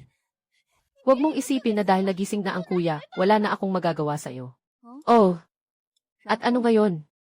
Magkasundo si kuya at si Xijie. Kung hindi lang nagkasakit si kuya, matagal na sana siyang ikinasal kay Xijie. Hindi ka na sana mapapasok sa usapan. Sige, hintayin ko na lang ang resulta. Naway magtagumpay ka. Bakit naman si Yujiao nagagalit na naman? Wala namang masyadong dahilan, nakakita lang siya ng nakakaabala. Hindi makakain kahit isang butil. Si Hipag Yujiao ay napabayaan na. Walang galang sa pagsasalita. Hipag, huwag kang magalit. Ano bang dapat kong ikagalit? Sa huli, hindi naman ako ang magtitiis sa kanyang ugali. Kumain na tayo nitong mga nakaraang araw. Si Hipag ay walang tigil sa pag-aalala dahil sa kaso ng Bureau of Prisons. Kailangan na namang alagaan ang kuya. Yujiao, kailangan mo na ring magpigil. Nangyari kahapon, Ginoo. Ang ginang ay nasa White Wangfu. Sa harap ng lahat, iniligtas niya ang ginang ng Zhengu Hao. Ngayon, kumakalat na ito sa buong lungsod. Alam na ng lahat. Madali pa rin siyang ayusin sa kanyang ugali. Kailan pumasok si Jia Lingxi? Dapat ay sa mga nakaraang araw na. Anong nangyari? Bakit ganito kalaki ang eksena? Mataas ang iyong kakayahan sa medisina. May isang bagay na kailangan mong tulungan. Siyempre, hindi ka mawawalan ng kabayaran. Magkano ang balak ibayad ng punong ministro sa konsultasyon? 100 na leyang. Makakapagbigay ng ganitong kalaking pilak ang punong ministro. Hindi ito madaling bagay, di ba? Tara, pag-usapan natin sa daan. Tama, napanood ko na ang reseta na ibinigay ni Zi. Sa ngayon, wala akong nakitang problema. Ngunit masyadong marami ang mga sangkap ng lason sa katawan mo. May ilan na hindi ko pa sigurado. Kailangan pa ng ilang araw. Hindi ito nagmamadali. Dahan-dahan lang tayo. May distansya pa mula sa tahanan ng King Yang Hao. Magpahinga ka muna ng kaunti.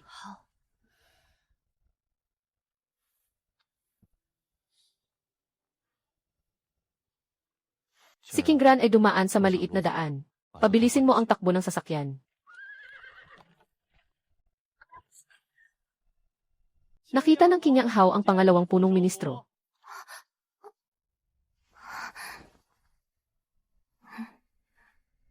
Gising na, tara na. Narito na tayo. Mahal na Ginoo, matanda. Walang anuman, Ginoong Fiu. Ang pook ng King Yang ay hindi na tulad ng dati. Ang pagdating ni Ginoong Fiu ay isang malaking karangalan. Ang mga yumaong ay dapat igalang. Mahahalagang bagay ang kailangan ng matanda. Ay, maraming salamat, Ginoo Fiu. Mangyaring lumipat na po, ang matanda ay hindi mapagkakatiwalaan.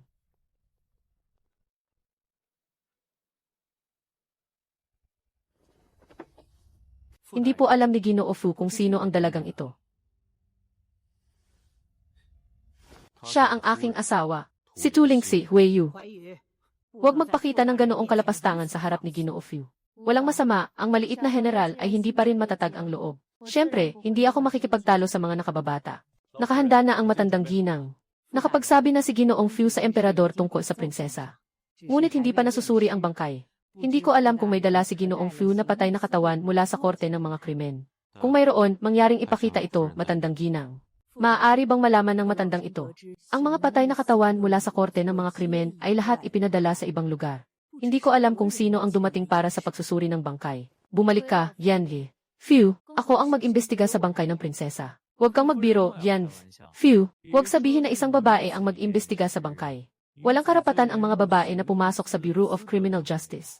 Bakit hindi maaaring imbestigahan ng babae ang bangkay? At bakit hindi siya makapasok sa Bureau of Criminal Justice? Sa aming dinastya, ang mga babae ay palaging nasa loob ng bahay, nagtuturo sa asawa at nag-aalaga sa mga anak. Walang ganitong halimbawa noon. Kahit na ang asawa ni Fu ay may mataas na katayuan. Tingnan mo ang kanyang manipis na braso at binti. Malamang hindi pa niya kayang ay angat ang bangkay. Paano ka paniniwalaan itong mga bagay na ito? Ganito na lang, maglalaro tayo ng sugal. Ano sa tingin mo? Sige, anong gusto mong ipagsugal? Sasamahan ko kayo. Narinig ko na noong mga nakaraang taon. Ipinagkaloob ng kanyang kamahalan ang isang punong ginseng na 1,000 taon na sa puok ng Kinyang. Ito ay maihaba na 1 metro. Gawin nating pusta ito. Ngunit kung matalo ka, nais kong humiling kay Ginoong Fu ng isang bagay. Sige, papayag ako. Humihiling din ang matandang ito kay Ginoong Fu na 1 beses lamang. Kung hindi matutukoy ang dahilan, pakiusap na payagan ang aming pamahalaan na ilibing si Prinsesa Jinyang. Mabuti, mga Ginoo. Mangyaring sumunod sa akin. May isang katanungan ako, Ginang. Namatay na si Prinsesa Jinyang ng 7 araw. Bakit hanggang ngayon ay wala pang utos mula sa palasyo na suriin ang katawan at ilibing? Hindi ito dahil ayaw, kundi dahil sa inang Prinsesa Jinyang, ang emperatris na si Ling Fei, na nalaman ang masamang balita na hindi niya agad matanggap at hindi pinayagang ilibing. Kung hindi dahil sa emperador na humadlang, baka dinala na ni Ling Fei ang katawan pabalik sa palasyo. Talagang hindi na kaya ng matandang Ginoong Fu ang lamig na ito. Patawarin niyo po ako po'y aalis muna. Maghihintay muna ako sa pintuan. Malamig dito sa lola. Aking apo, tutulungan kitang lumabas. Nandito sa labas si Lord Fu, naghihintay sa marangal na duke. Tingnan natin kung ano ang malalaman ng marangal na madam. Hindi makakapasok si Nyang Nyang sa korte ng parusa. Nasa loob sila ngayon, nagsusuri ng bangkay. Huwag kang basta-basta pumasok. Umalis ka dito. Hindi patay si Jinyang. Kayo ang mga nag-imbento ng kwento. Tulog lang siya, klaro naman. Inay, si Jinyang ay talagang wala na. Huwag ka nang magulo. Palaging paborito ng emperador si Ling Fei. Si Ling Fei ay may sakit nitong mga nakaraang araw. Ngunit bigla siyang lumabas ng palasyo ngayon. Mukhang may mga tao talagang may ginagawang masama. Jiset, sa tingin ko mas mabuting makipag-usap ako sa kanya ng maayos. Baka kung hindi ay mas magiging magulo kapag pumasok siya dito. Ituloy mo ang pagsusuri. Lalabas ako para ayusin ito. King Ran, tulungan mo akong kunin ang mga kagamitan mula sa karwahe. Naka-offend ang prinsesa kay Ginoong Fu. Kahit na mataas ang iyong katungkulan. Ngunit si Jinyang ay prinsesa. Nagkaroon ka ng lakas ng loob na insultuhin ang royal na pamilya. Kung sakaling may mangyaring masama kay Jinyang, tiyak na ipapadala ko ang iyong ulo sa lupa. Mahal na Reyna, maraming kakaibang bagay sa kaso ni Prinsesa Jinyang. Siguradong ayaw ng Reyna na mamatay ang prinsesa ng walang dahilan. Hayaan ang salarin na patuloy na makaligtas. Si Jinyang ay isang kayamanan. Lahat ng mga patunay sa korte ay mga lalaki. Hindi ko maaring hayaan na mahawakan siya ng mga lalaki. Kahit na kaunti, naiintindihan ko ang mga alalahanin ng Reyna. Itinatag ko ito sa aking isipan. May bagong patay na tagasuri sa korte ng batas. Ito ay isang babae. Maaari kang maging kalmado, Inang Reyna. Sinasabi mong ang tagasuri ng bangkay ay isang babae. Huwag kang masyadong malungkot, Inang Reyna. Baka masira ang iyong kalusugan. Nandyan pa rin si Jinyang na buhay. Nakahiga siya ng maayos sa loob. Mahal na Reyna, naunawaan ko ang sakit ng pagkawala ng inyong anak. Naway magpakatatag kayo sa inyong pagdadalamhati. Hindi walang sinuman ang maaaring lumapit. Ito ang aking Jinyang.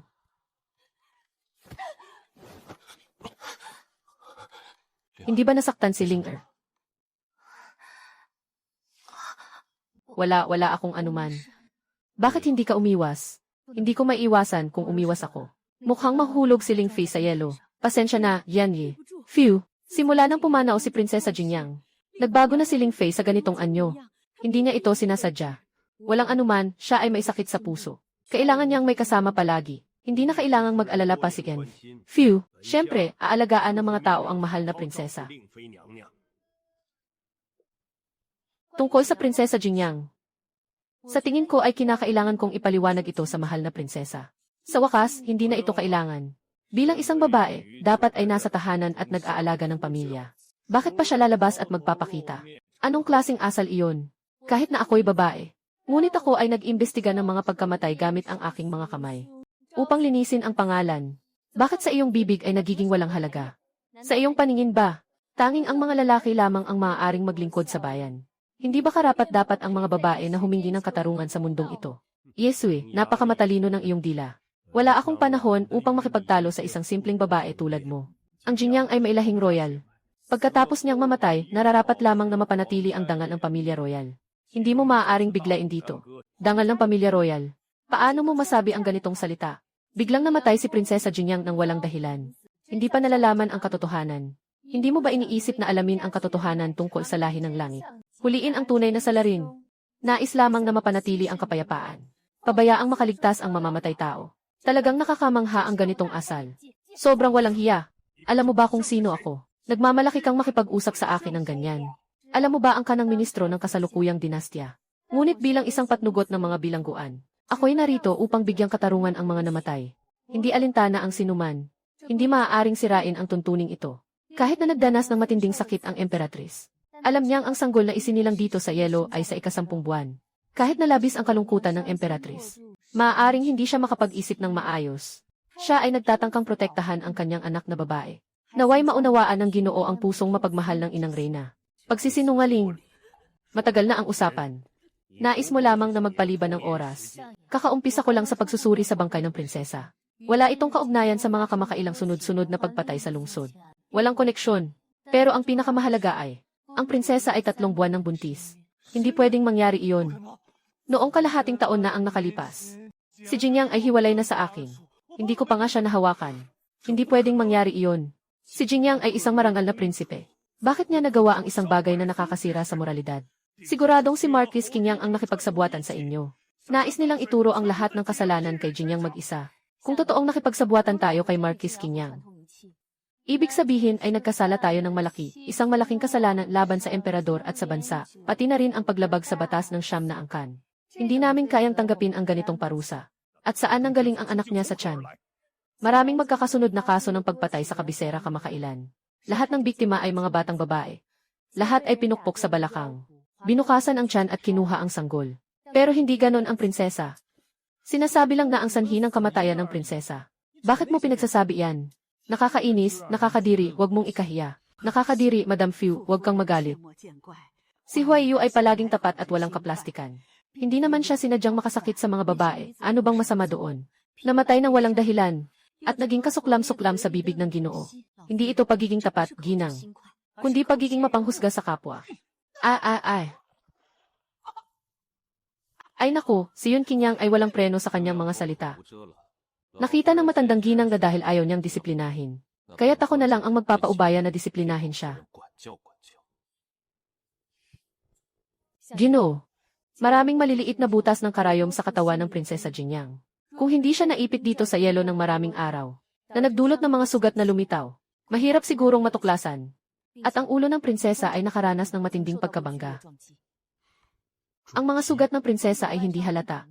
Ngunit may isang nakalubog na bahagi sa likod ng kanyang ulo na natatakpan ng buhok. Dahil dito, hindi ito natuklasan. Nabali ang balakang ng prinsesa. May nakalubog na bahagi ang kanyang bungo. At puno ng mga marka ng karahasan ang kanyang katawan. Malinaw na siya ay inabuso noong siya ay buhay pa. Tungkol dito, mukhang kailangan ng tanungin si Duke Qingyang. Ano bang alam ko? Palagi siyang mayabang.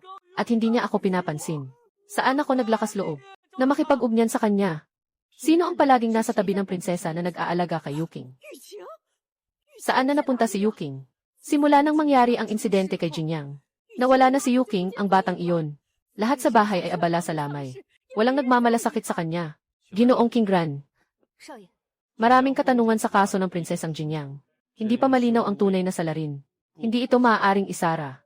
Dalhin ang bangkay pabalik sa korte ng mga krimen. Ito ay mula sa matandang ginang at ang Ginoo. Uuna na akong umalis. Paano mo nalaman na ako ang mag-imbestiga sa bangkay? Hula lang. Paano niya malalaman ang tungkol sa akin? Dapat ay hindi ko siya kailanman nakakausap. Kaya pumayag ka na. Pumayag ng ano? Sa bureau ng mga bilanggo. Diretsong utos. Ayon sa alam ko, hindi kailanman pumipili ang bureau ng mga bilanggo ng mga babae, di ba? Ikaw ay espesyal. Espesyal kapag may halaga kang magagamit. Kung walang silbi, ibig sabihin ay basura.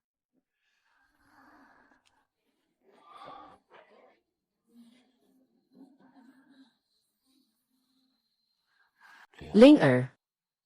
Mas okay nang makalimutan. Yan.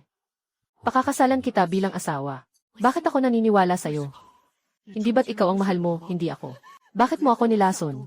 Ikaw ang pumatay sa aking ina. Siya ang tanging kamag-anak ko sa mundong ito.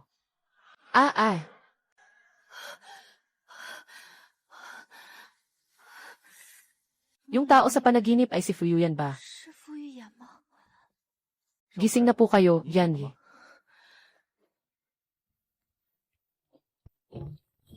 Bakit ikaw ang nandito ngayon? Nasaan si Kaiju? Narito po si Gyangi. May nangyaring problema sa pamilya Kuizu. Ilang araw na sa mataas na tulay. Nabigyan ko na ng paliwanag si Ginoong Fiu. Oh, CJ, wala nang agahan ngayon. Diretso na akong pupunta sa korte. Nakita ko na ang kaso ni Fuyuyan. May kabuuang 6 na biktima. Bakit may isang bangkay na walang nakakaalam? Ang bangkay ay naiwan sa kulungan ng mga 5 araw.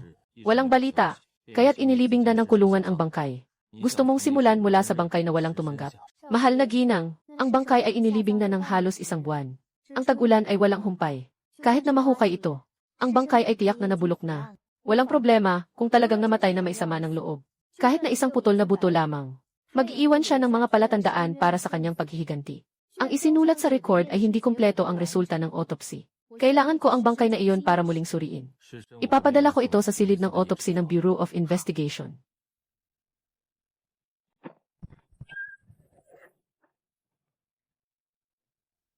Nasa harap ko ang Ginoong Fiu. Ginoong Fiu, ako'y walang kakayahan. Na matagpuan ang salarin. Kahapon ng hapon, ay natagpuan ang isang bangkay ng babae. Ano ang nangyari? Ang paraan ng pagkamatay ay katulad ng mga naunang biktima. Sa isang sirang templo sa labas ng lungsod ng Kyoto, may isang tagapagputol ng kahoy na nagtaga sa isang sirang templo upang makaiwas sa ulan. Nakarinig ng masangsang na amoy mula sa isang bunto ng damo.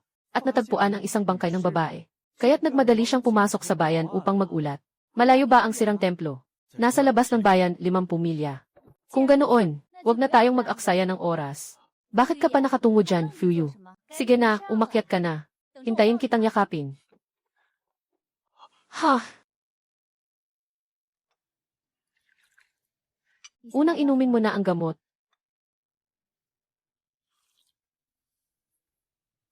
Fuyan, talagang kampante ka pa rin. Hindi ka ba natatakot na nilalagyan ko ng lason ang gamot para ikamatay mo? Ay, Ginoo, kung talagang may pagdududa ka. Hindi ka mapapahamak na natutulog sa kama ng ilang araw. Sayang, ngayon ay nakalimutan mo na. Miserableng binata, umulan sa labas. Sa totoo lang, hindi naman masyadong huli kung bukas tayo pupunta sa lumang templo. Sa tingin ko, ang mga katawan na dinala pabalik noon ay dahil ayaw ng kanilang pamilya na makialam. Kinuha lang ba talaga? Totoo nga, gaya ng sinabi mo. Fuyu yan. Ang babae hindi lang pwedeng manatili sa bahay at mag-alaga ng asawa at anak. Sa totoo lang, walang pagkakaiba ang lalaki at babae. Ang problema ay sobra ang kasamaan ng tao sa mga babae sa mundong ito. Sa palagay mo, ano ang nararapat gawin? Maaaring makapasa ang lalaki sa pagsusulit sa kejwaraan. Maaaring pumasok sa palasyo bilang opisyal. Bakit ang babae hindi pwedeng? Napapansin mo ba ang pagkakaiba ng dalawang halamang gamot na ito? Walang pagkakaiba. Ang nasa kaliwa ay tinatawag na baishay. Magagamit ito sa pagpapalakas ng daloy ng dugo at pagtulong sa pag-alis ng pamamaga. Samantalang ang nasa kanan ay King Hong. Naglalaman ng matinding lason. Sa katunayan, ang mga lalaki at babae ay pareho lang. Nasa paraan ng paggamit ito. Ang epekto ay nag-iiba-iba sa tao.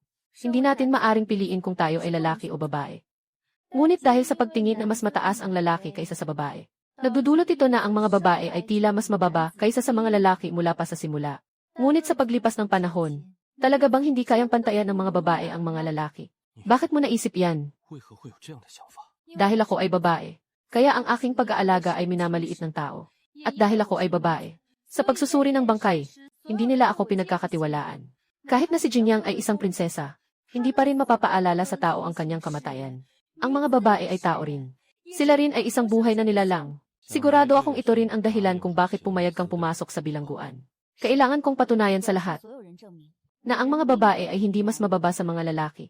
Ang pag-aalaga sa mga tao ay para sa pagtulong sa mga nalalapit ng mamatay. At ang pagpasok sa templo para suriin ang bangkay ay para sa mga taong namatay na may mga di makatwirang paratang at hindi makapagsalita. Ang sinabi mo ay maaari kong tanggapin. Ngunit dapat tayong maging maingat sa labas, alam ko. Ang kabataan ng asawa ay 16 na. Huwag nang lumabas sa ganitong malamig na panahon. Basang-basa ka na. Bobo ka ba? Mabilis, sumakay ka sa karwahe. Ang pangalan ng iyong tagapaglingkod ay talagang Granete. Hindi siya, ako ang nakakita sa kanya sa bundok. At swerte na rin na nakatagpo ako.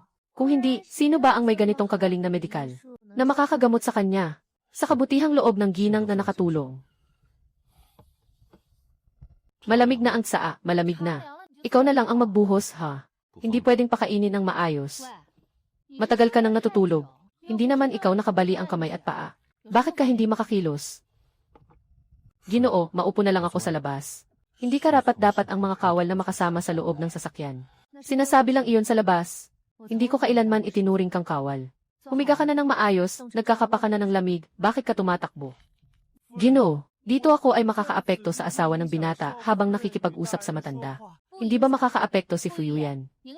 Ginoo Fu, dito hindi ko gagawin na hindi masaya ang matanda, di ba? Hindi masaya nga ako. Maupo ka na rito lang. Ayos lang, ayos lang. Nasa labas ako ng karwahe. Hindi sa karwahe. Nandito na ang Ginoo at Ginang. Ingat, Ginang.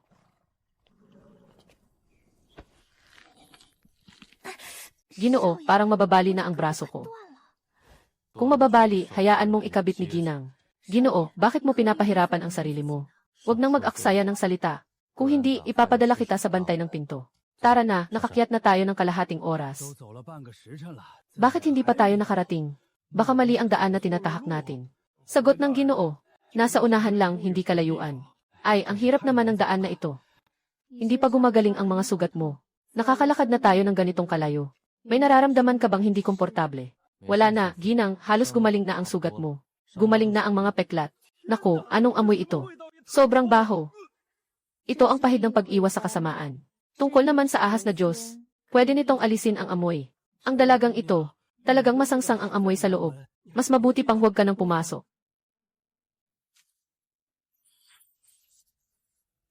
Biktima ay isang babae. Tinatayang nasa edad na 24 hanggang 28 taong gulang. 4 talampakan at 5 pulgada, maraming pasa sa katawan. Sa kanyang buhay, nakaranas ng pananakit. May mga kalyo ang mga daliri, dahil ito sa matagal na paggawa ng mga gawaing bahay. May sugat sa kanyang leg. Sa paunang pagsusuri, mukhang pinugutan siya ng lalamunan. Tungkol sa sitwasyon ng biktima, kaugnay ito sa iba pang mga sanhi ng kamatayan. Pinakamaagang oras ng pagkamatay. Dapat siya ang unang biktima. Karamihan sa mga babae sa paligid na ito ay nagtatrabaho sa bahay. Hindi nakakapagtaka na may kalus ka sa kamay. Kung susubukan nating alamin pa, baka hindi agad-agad makakuha ng kasagutan. Dapat dalhin muna ang bangkay pabalik. At lahat ng gamit sa paligid ay isama na rin. Ang hukuman ay... Si Fuyuyan ay mga natirang dumi mula sa paggawa ng alak. Ginamitan ng alak ang katawan upang linisin. Ang ganitong basmang alak ay hindi madaling masira. At nanatili pa hanggang ngayon. Sa labas ng bayan, may isang nayo na 300 milya ang layo mula kay Fu, ang may-ari ng alak, na tinatawag na nayo ng Bambuo. Ang pinakasikat dito ay ang paggawa ng alak. Tinatayang ang bangkay na ito ng babae ay ang unang biktima. Ang sanhi ng pagkamatay ay kapareho ng sa iba pang 6 na biktima. Lahat sila ay pinatay sa pamamagitan ng pagputol ng tiyan upang kunin ang kanilang mga anak. Ang salarin ay labis na masama. Tanging mga buntis ang pinipili. Mas nakakatakot pa rito. Bago patayin ang mga biktima, sila ay pinahirapan. Ang mga sugat ng biktima ay buo. Ang salarin ay dapat sanay. Hindi pinahirapan ang biktima habang buhay. Nakaapekto rin. Ang salarin ay dapat may sakit sa isip. Huwag mag-alala, Linger. Dahan-dahan lang, baka may iba pa akong nalimutan. Parang lahat sila ay nagbubuntis ng 7 buwan. Sigurado ka ba, ganito ang nakasulat sa ulat? Kabilang dito ang 6 na biktima. Kasama na ang biktima ngayon. Ito ay 7 tao. Ang unang 6 ay nagdala ng sanggol sa loob ng 7 buwan. Hindi maganda. Fuyuyan, kailangan ko ang talaan ng mga babaeng nagdadalang tao sa Beijing. Kailangan itong makuha agad. Nandito na ang mga talaan. Nandito na ang mga talaan. Mali, gusto kong malaman kung anong buwan ang mga buntis. Walang kinakailangang balikan na aklat. At hindi mo kailangang laging alamin kung gaano karaming mga buntis ang nasa Beijing. Ang ibig mong sabihin ay ang salarin ay, bilang isang doktor, ang paghawak ng kutsilyo ay pinaka-basic. At siya rin ang pinakamadaling makatagpo ng mga buntis. Walang sinuman ang mas nakakaalam kaysa sa doktor ng parmasya. May mga matatanda. Dalhin mo ang lahat ng mga doktor mula sa mga parmasya sa Beijing. Tanungin muli si Ginoong Fu. Sobrang ingay nito, hindi ba? Ako ang mananagot sa lahat ng mga resulta. Mabilis, gawin mo ito, Ginoong Fu.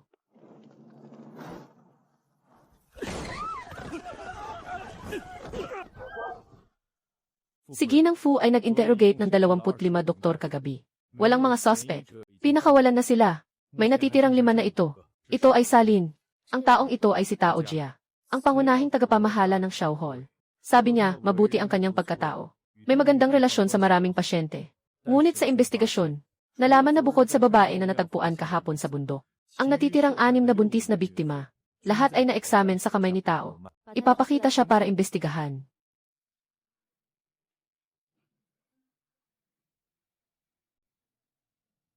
Magandang araw po. Ginoo. Tingnan mo ang edad mo, tao. Hindi ka ba dapat naghahanda para sa susunod na pagsusulit sa Keju? Bakit pumunta ka sa Tsiyautang para maging batang gamot? Bumalik ka, Ginoo. Naubos na ang pera ng pamilya sa nakaraang pagsusulit. Isip ko, wala naman akong kakayahang pumasa sa pagsusulit. Kaya't nanatili na lang ako sa Tiapong. Narinig kong muntik ka ng mag-asawa noon. Ano ang dahilan kung bakit ito hindi natuloy? Dahil hindi pumayag ang kanyang pamilya. Kaya't ibinalik siya sa kanila. Malayo ang bahay niya sa bahay namin. Isinasaalang-alang din ito ng aking ina. Kaya't itinigil na niya ang usapan. Ah, ganun ba? Kaya nag-usap kami sa lumang templo sa labas ng bayan bilang pamamaalam. Hindi ko akalain na magkakaroon ng hidwaan sa usapan. Dahil dito, nagawa ang hindi na maibabalik na bagay. Anong sinasabi ng ginang? Hindi ko maintindihan. Ilang araw na lang ay kaarawan ng iyong ina, di ba? Bigyan mo ng ilang pang-igib si Kingran. Salamat, Ginoo. Huwag mong bigyan ang sarili mo ng masyadong malaking pressure, magiging hindi ka komportable. Gamitin mo ang pera para ipasubok si Kingran sa pamilya ng tao. Baka nagdududa sila na siya ang pumatay. Yitset, maaaring likas na mabait ang pamilya tao. Ngunit ang kanyang pinagmulan ay magbabago sa kanya. Namatay ang tunay na ina ng pamilya tao nang siya ay 3 taong gulang. Ito ay may kinalaman sa kanyang ama at sa kanyang pangalawang asawa. At sa panahong iyon, ang pangalawang asawa ay buntis na. Psikolohikal na anino. Marahil ay tulad ng sinabi mo. Sobrang kinamumuhian niya ang mga buntis. Pero hindi pa namin nahanap ang tiyak na ebidensya. Sa maikling panahon ng gabi, paano mo nalaman ng ganito kalinaw? May sarili akong paraan. Pagod ka na magdamag. Dapat ka nang magpahinga ng maayos. Umalis ka na muna sa palasyo para magpahinga. Huwag kang mag-alala, mahuhuli namin siya. Gising na ang ginang. Gaano na ako katagal natulog? 1 buong araw na. Sabi ng binata, pagod na pagod ang ginang kahapon. Kaya't hindi na siya ginambala para makapagpahinga. Nasaan si Fuyu? Nasa Bureau of Justice na siya. Sabi ay nahuli na ang salarin. Paano mo nahawakan? Ngayon ang tanghali ng pamilya tao. Bakit nasa pintuan ng bahay ni Gen? Liu ka. Basta dumaan lang ako, dumaan lang. Ang habing ito ay gawa ni Gen. Liu, matagal na kayong magkakilala ni Gen. Liu, bakit ayaw mong aminin? Hindi mo kilala, ibig sabihin hindi mo kilala. Yung panyo ay dahil lang sa pagbisita ni Gen. Liu sa akin noon, na iniwan ang ping-an na pulso. Noong Marso 8 ng nakaraang taon, nang mahulog at mamatay ang asawa ni Gen. Liu sa bangin, kaya't nakahanap ka ng dahilan para lapitan si Gen. Liu, upang makuha ang kanyang tiwala, at sabay-sabay na nakipagrelasyon sa maraming babae. Tama ba ang sinasabi ko? Kung walang ebidensya, huwag kang magsasalita ng walang katotohanan. Hindi ko ginawa ang bagay na iyon. Ginuot ginang Liu, pumanaw na ang iyong asawa. Maari ko bang itanong kung kanino ang batang nasa iyong tiyan? Siguradong nagkakamali ang matanda.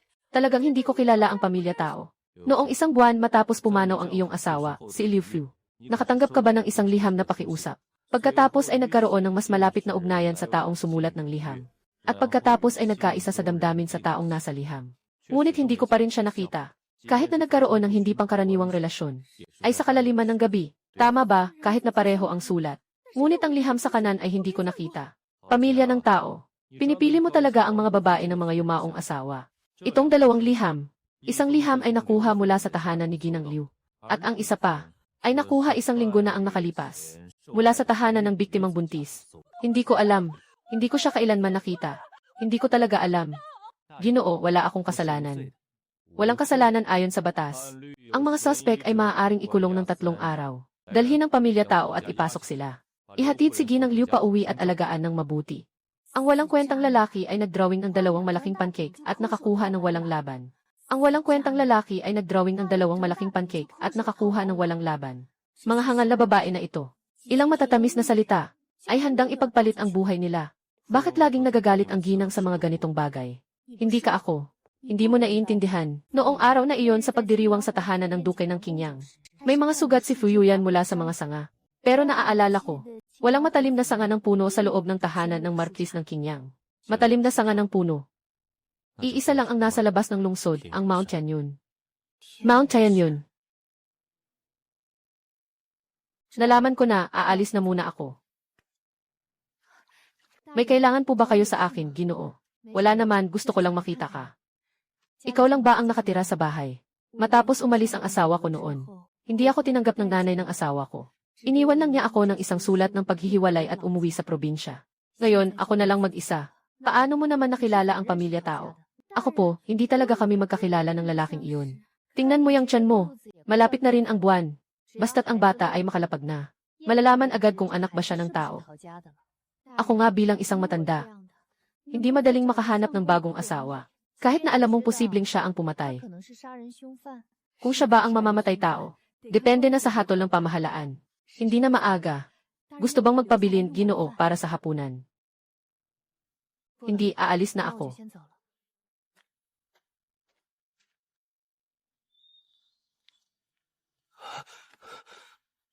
Anong nangyari? May problema ba?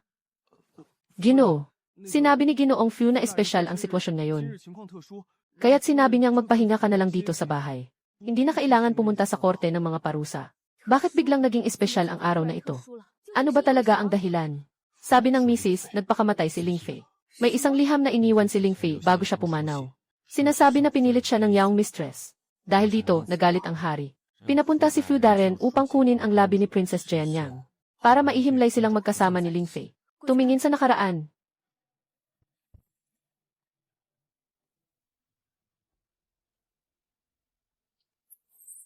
CJ, bakit hindi makapasok?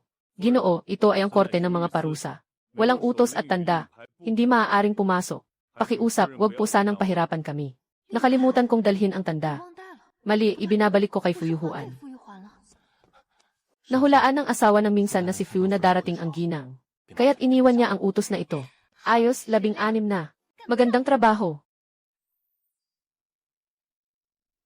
Ito ang aking asawa, si Tulingsi.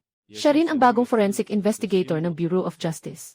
Ilang biktima at ang bangkay ni Prinsesa Jingyang. Lahat ay mula sa kanya at nasubok. Iyesi, isang simpleng babae. Hindi man lang nagstay sa bahay. Sadyang lumabas at nagpakita.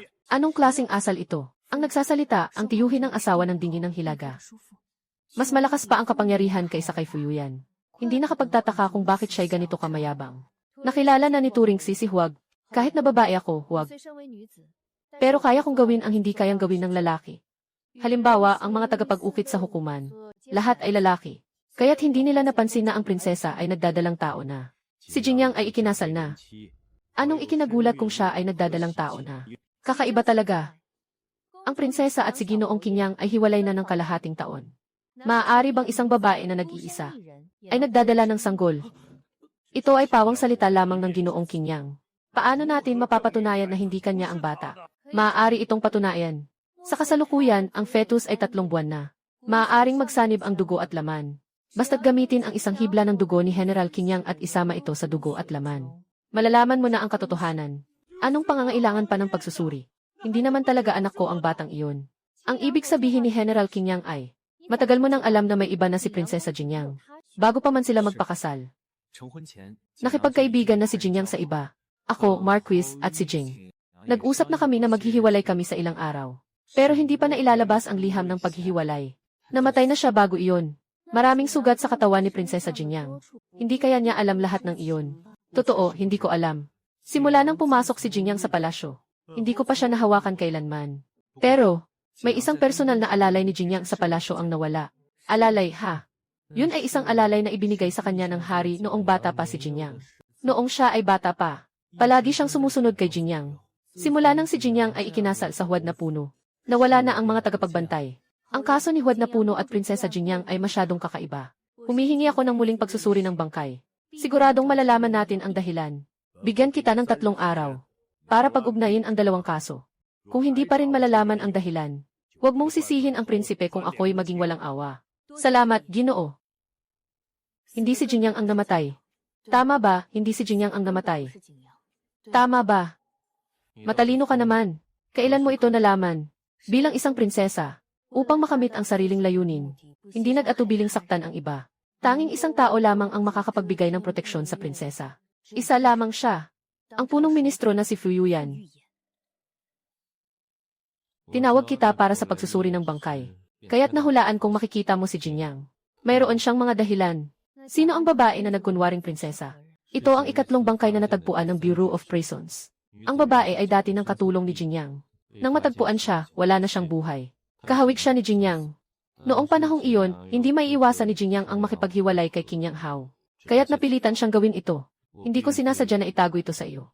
Siya rin ba ay dahil sa pamilya tao? Ang nag-iisang nakaligtas, yan. Liu. Ngunit ayaw niyang kilalanin ang pamilya tao. Hindi siya ayaw, kundi hindi siya makakaya. Kung aaminin ni Yanvi, Liu, siya ay makakasangkot sa isang lalaki habang siya ay nasa panahon ng pagluluksa. Ayon sa batas, siya ay dapat ilubog sa lawa. Kahit na hindi para sa pamilya ng tao. Gagawin niya ito para sa bata sa kanyang sinapupunan. Itatago niya ang lahat ng bagay. Kaya ang pagkamatay ni Ling Fei, hindi ba bahagi rin ito ng iyong plano? Si Ling Fei ay isang aksidente. Sobrang nagkataon lang. At nangyari ito sa ganitong pagkakataon. At yung liham na iyon, ako mismo ang mag-imbestiga nito. Siguradong magbibigay ako sa iyo ng kasagutan. Mas maganda kung ganoon. Turing si Jingyang. Nais ko pong panatilihing lihim ito. Pasensya na, bilang isang coroner. Ako ay magtatanggol sa karangalan ng biktima. Kahit pa natuklasan na ang salarin. Hindi naman si Jingyang ang biktima. Sino pa ang nakaalam na siya ay nakaranas ng ganitong kapahamakan? May punto ka. Dadalhin kita sa isang tao. Pagkatapos ay ikaw na ang bahala sa anuman mong desisyon. Kuya Fu. Kuya Fu, ito po ay ang tagapamahala ng mga bilangguan. Si Buzo Tuling Si ay nakilala si Prinsesa Jingyang. Ang bagay na ito ay ako lamang ang may kagagawan. Walang kinalaman ang ibang tao. Pakiusap, pahalagahan ang mataas na kamay ng Xianyun Temple. May mga bagay tayong dapat pag-usapan. Napakalaking regalo. Hindi ko kayang tanggapin. Bumangon ka, Jingyang. Alam na niya lahat. Alam na alam. Alam na ng mga tao sa kulungan. Kaya tiyak na alam na rin ng ama ng emperador. Hindi na ako makakatakas. Tumakas bilang prinsesa. Bakit kailangan tumakas? Ako ang nagloko sa prinsesa. Ako lang ang gumawa ng lahat ng ito. Pakiusap, dalhin mo ako pabalik para magulat. Ano ba talaga ang nangyayari? Noong si Jingyang ay 3 taong gulang, inutusan ng hari si Jiaoyang kay Jingyang nang maging personal na tagapag-alaga. Sa araw-araw, nagkaroon sila ng damdamin. Dati ay plano nilang tumakas mula sa palasyo. Ngunit si Jingyang ay napilitang magpakasal kay King Yang Hao upang protektahan si Ling Fei at ang buhay ni Jiaoyang. Si King Yang Hao ay may mga lalaking alaga sa kanyang tahanan. Maraming beses na niyang pinilit si Jiaoyang. Wala na akong magawa. Kaya't ang pag-aalaga sa mga lalaking alaga at ang pamimilit kay Jiaoyang ay nagbigay sa inyo ng pagkakataon na makatakas. Kaya, ang pagkamatay ng kasambahay ay nagbigay sa iyo at kay Jiaoyang ng pagkakataon upang tumakas. Siya ay may kasintahan dati. Nais ko rin siyang palayain. Ngunit siya ay biglang nagkasangkot sa isang aksidente. Kamukha ko siya. Kaya't naglakas loob akong humingi ng tulong kay Kuya Fu. Walang kinalaman ang lahat ng ito kay Jiaoyang. Ipinagpalit mo ang iyong pagkadalaga. Para sa isang gwardiya, handa akong sumama sa kanya sa malalayong lugar. Hindi ka ba natatakot na balang araw ay magbago ang isip niya at mag-asawa ng iba? Hindi, walang sinuman ang gagawa noon. Ngunit si Jiaoyang ay hindi ganoon. Ling pakawalan mo na sila. Ay naku, kalimutan na lang. Isipin mo na lang na hindi ko alam. Sino mang pumatay ay iisa lamang. Hindi ko na kailangang mag-alala ng ganito. Maraming salamat po, Ginoo. Maraming salamat po, Ginoo. Sa Jingyang, ang mga nagmamahalan ay nagtatagumpay. Paalam, hindi ka makalalabas sa hukuman ng parusa kapag pumasok ka sa angkan ni tao. Nakakita na kami ng ebidensya. Saga ng akin. Nakita namin ang ilang ebidensya sa katawan ng biktima. Dagdag pa ang testimonya ni Ginang Liu. Sapat na ito upang matukoy ang pamilya tao. Ang salarin sa pagpatay sa maraming buntis. Hindi ba siya hindi pumayag sa kanyang salaysay? Bakit biglang pumayag siya ngayon? Sobrang mali ang pagtingin mo sa paraan ng paglutas ng kaso ng hukuman. Ayaw niyang magsalita. Kung ganoon, bubuksan natin ang bibig niya. Kaya pala kaya mong maupo sa posisyon ng gobernador. Talagang seryoso ang iniisip mo. Dahil nasa posisyon ka nga. Kaya kailangang mag-isip ng maraming beses at magpaliwanag. Sikreto ni Jingyang. Nabisto na ang sunod-sunod na krimen. Simula bukas, ikaw na ang magiging forensics examiner sa hukuman. Ayos na siguro yan. Nandito man ako o wala. Pareho lang sa inyo. Buwan ng ginto, 20 tael. 20 tael, 20 tael. Magtrabaho ng ilang buwan. Huwag nang sabihing magbubukas ng botika. Sapat na ang ilang tindahan. Kung may utos pa si Ginoong Fu, sabihin mo lang. Bakit hindi mo na ako tinatawag sa pangalan ko? Saan ako mangangahas? Ikaw ang aking pinakamataas na boss. Hindi naman tama na tawagin ka sa pangalan mo. Mabait ka, Ginoong Fu. Huwag mo akong pagtalunan. Ay naku, hindi pa rin magaling si Ginoong Fu. Susuportahan kita ng kaunti. Tungkol sa sunod-sunod na pagpatay na iyon.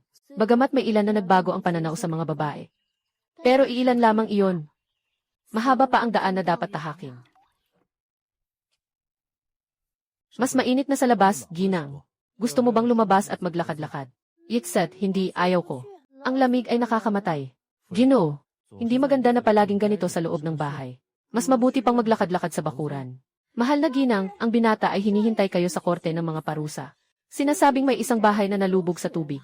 Naghihintay ang pamilya para sa pagsusuri ng bangkay. Anong nalubog sa tubig? Sige, magpapalit ako ng damit.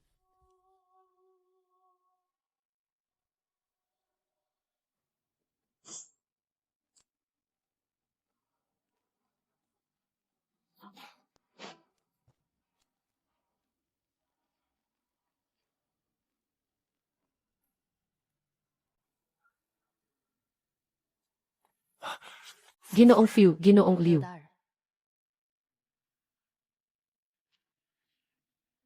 Nakalubog ang mga mata. Makitid at patag ang panga. Parang parisukat ang mga cheekbone. Mahal kong asawa. Paano mo kami maiiwan, mga ulila at walang ama? Bakit ka basta nalang aalis? Pabilisin mo kami sa susunod. Buhatin, buhatin, buhatin. Sino itong tao, Ginoo? Ito ay larawan ni General Shen. King Grand, dalhin ang bangkay na ito sa autopsy room. Ito ay isang lalaki. May taas na 8 talampakan. May mga palatandaan ng pagkabasag sa bato. Dahil ito ay naipit na mga poste ng sumiklab ang malaking apoy. Maraming mga sugat mula sa kutsilyo. Dapat ay mga lumang sugat mula sa mga nakaraang taon. Nabali ang pulso ng kaliwang kamay. May butas din sa binti na dulot ng pagkakasugat ng pana. May mga butas sa lieg at sa gitna ng noo. Kaunti lamang ang abo sa bibig at ilong. Hindi siya namatay sa malaking apoy, kundi tinaga ng tao gamit ang karayom sa kanyang mahina na bahagi. Agad na namatay. Maaaring makumpirma ang pagkakakilanlan. Nasunog ang mukha. Hindi makilala. Maaaring gumawa ng karaniwang paglalarawan. Tiyak na si Shen Kongwen. Tiyak na si Shen Kongwen. Nakatago pala siya sa Kyoto. Kaya pala hindi siya natagpuan sa mga nakaraang taon. Si Shen Kongwen dati ay tao mo. Nasa Kyoto siya. Hindi mo alam. 3 taon na siyang nawala mula sa labanan ng Uma. Kasama ng kanyang asawa at anak, lahat sila ay nawawala. Kung hindi dahil sa kanyang peking balita, ano ang dahilan ng kanyang pagkamatay? Sinalakay siya ng tao gamit ang nakatagong armas. Ito ay karayom, pero hindi ko alam kung anong klaseng karayom. Kayang tumago sa bungo niyan. Ito ay lihim na karayom. Lihim na karayom ng mga Royal Guard. Siya ay pinatay upang mapatahimik. Mukhang may iba pang dahilan sa labanan ng 5 kabayo. Lahat ay lumabas. Talaga bang wala kang naaalala? Dapat ba akong makaalala ng anuman? Walang sinuman ang mas nakakaalam tungkol dito kaysa sa iyo, Tuling Si. Ano bang ibig mong sabihin? 3 taon na ang nakalipas sa Kinyon Mountain sa Kyoto. May balak ka bang lumapit sa akin? Hindi ko na maalala. Fuyu yan kahit maniwala ka o hindi. Alam ko, sa totoo lang, alam ko na galing ka sa hinaharap. Natutunan mo mula sa elementarya ang tungkol sa pagkakapantay-pantay ng kasarian. Sabihin mo ang mga bagay na hindi ko alam. Kayo ba ay magkasabwat? May plano ba kayong lapitan ako? Ito ay may kinalaman sa buhay ng daan-daang libong sundalo. Alam ko,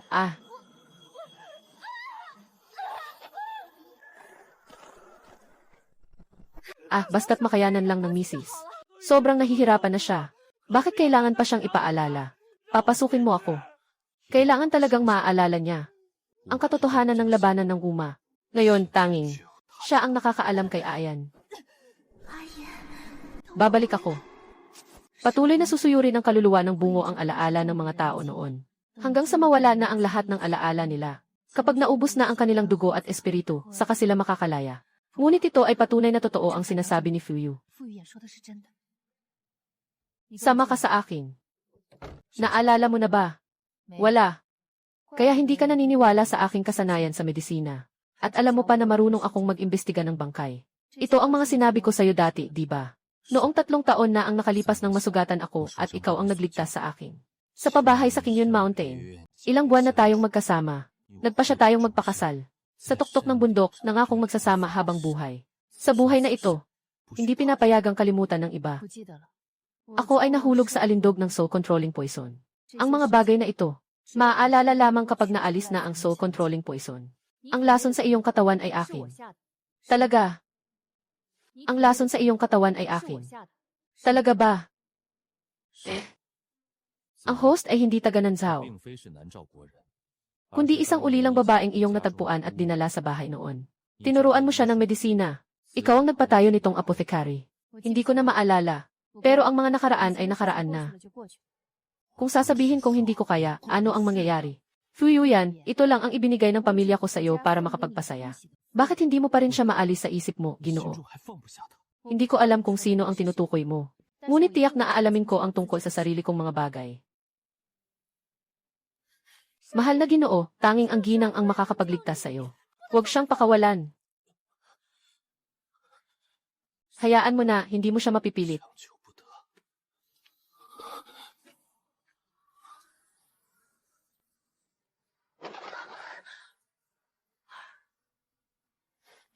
Ay! Nasa panganib ang kabataan ng Ginoo at ginang. Hindi mo ba siya bibisitahin?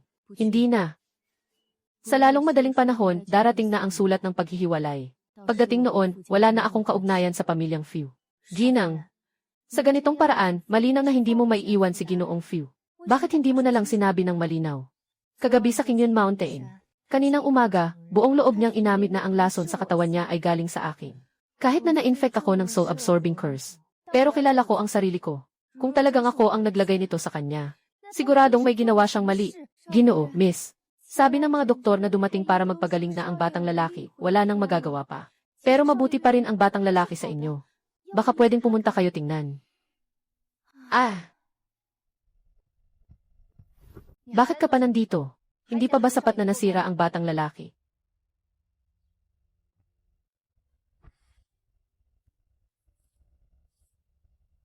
Tumigil ka na sa pagpapanggap.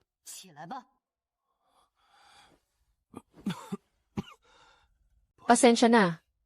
Anong dapat mong ipagsorry sa akin? Hindi naman katawan ko ang sinira mo. Tungkol sa nangyari ngayon, pasensya na. Hindi ko naman sinadyang guluhin ka. Bakit kailangan pang ganito? Hindi mo ba nainom ang gamot para sa puso? Kung hindi dahil may nagmamasid sa akin mula sa likod. Alam mo rin iyon. Kung wala ka, mas mabuti pang magkumat-kumat ako para malaman ko sila.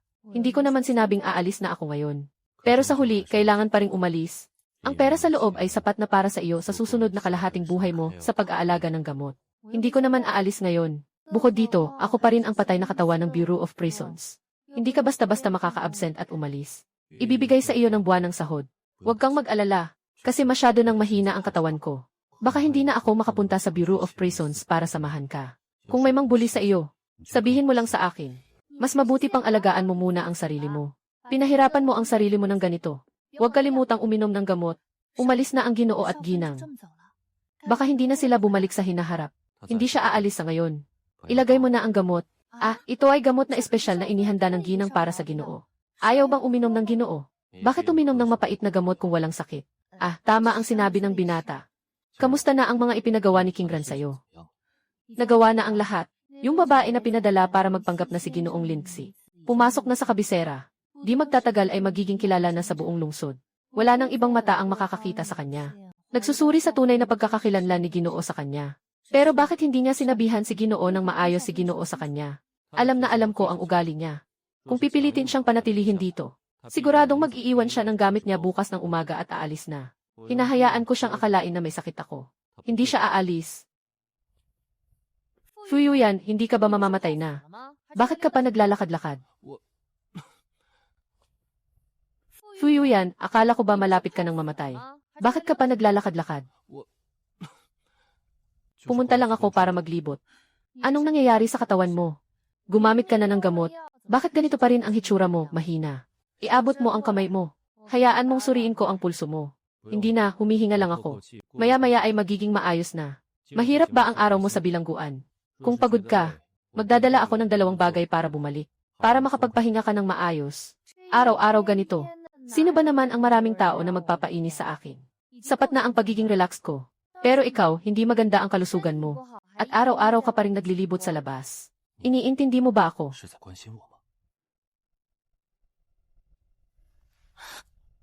Wala akong pakialam. Di ba gusto mong maglibot? Sige, sasama ako sa'yo pa uwi. Fu Yuyan, hindi ka bababa. Nanghihina na ang mga binti ko. Kailangan kong may tumulong sa akin para bumaba. Fuyuyan, huwag ka namang masyadong labis. Sige, maglalakad na lang ako.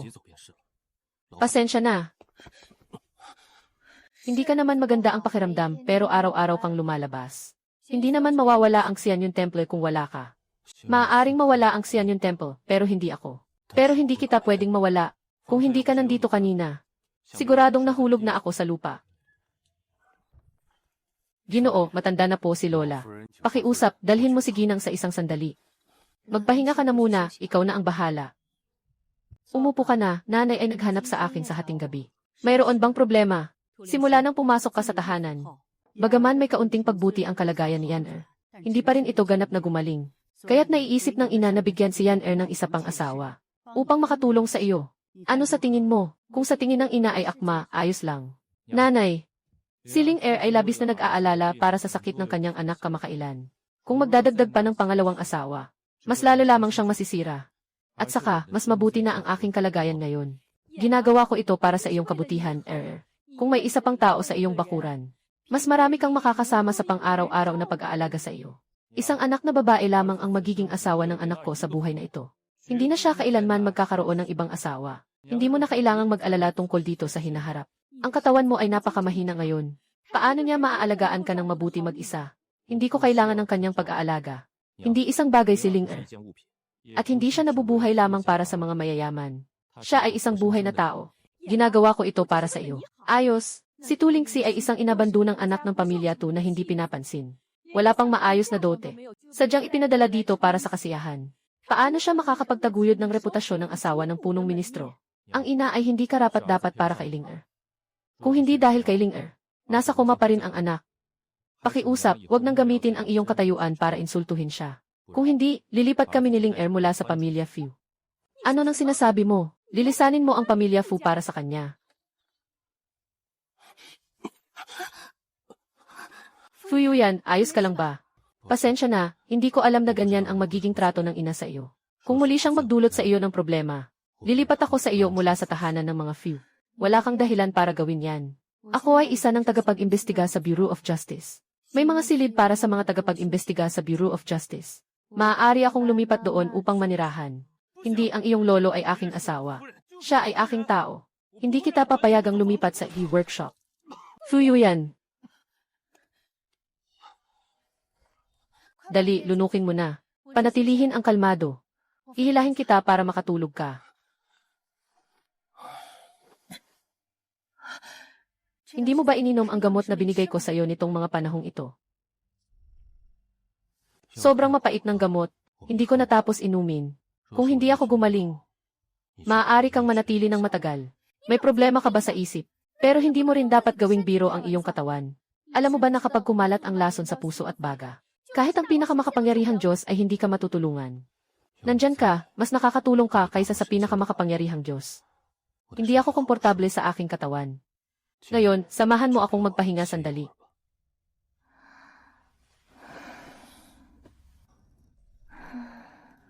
CJ. Masarap matulog.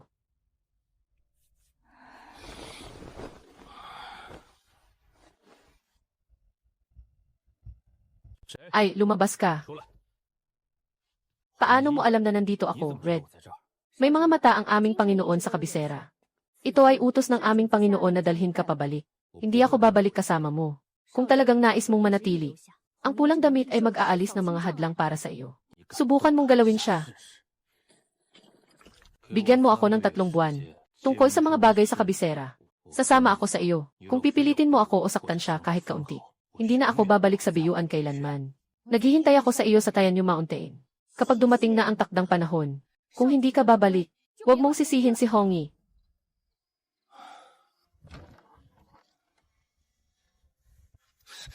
Alam ba ni Fuyuyan kung gaano ako katagal naghihintay sa iyo? Tungkol dito, ano bang nangyari sa damit mo? May gumawa sa iyo? Hindi. Si Ling-er lang ang tumulong sa akin na maglagay ng karayom at nakalimutang tanggalin. Bumalik ka na naman sa kanya. Bumalik ka na naman sa kanya. Hindi ko alam kung masasabi bang bumalik. Medyo naalala niya na. Pero may ilang bagay pa siyang hindi ganap na naaalala. Wala ka bang kahit kaunting galit sa kanya? Dinaya ka niya, niloloko ka niya. At binigyan ka pa ng lason. Kaya halos mamatay ka na. Kung ako sana, Hindi ko talaga siya iiwan sa bahay. Hindi siya katulad ng iniisip mo. Pinagsamantalahan siya ng iba. Naiintindihan mo na ba kung paano namatay ang yaya niya? Naliwanagan na. Pinatay siya ng taong iyon. At nagkunwaring siya ang iyong tagapagbantay. Ngayon, komportable ka na ba sa loob mo? Kaya pala ganito siya makitungo sa akin noon. Sa huli, ako pa ang nakasira sa kanya. Para kang nabasag ang ulo. Nilason kanya para patayin ka. Kung hindi ko ginamit ang gamot para protektahan ang iyong puso noon. Matagal ka ng patay. Kung wala ako sa isip niya, bakit siya magagalit sa akin ng ganito? Hindi siya naglagay ng lason sa iba.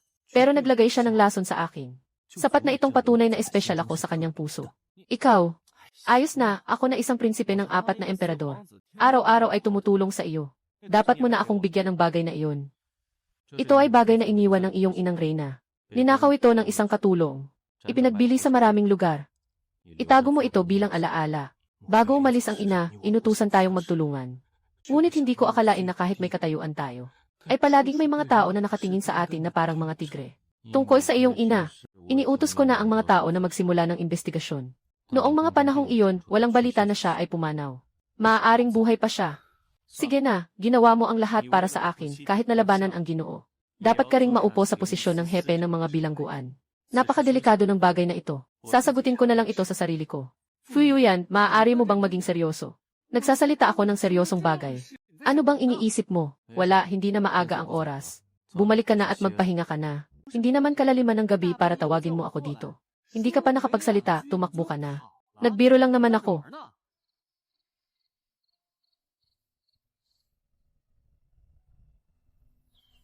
Dumating na ang bagong tsaan ng ginang.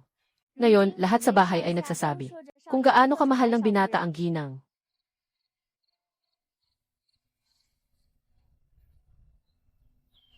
Dumating na ang bagong tsaan ng ginang.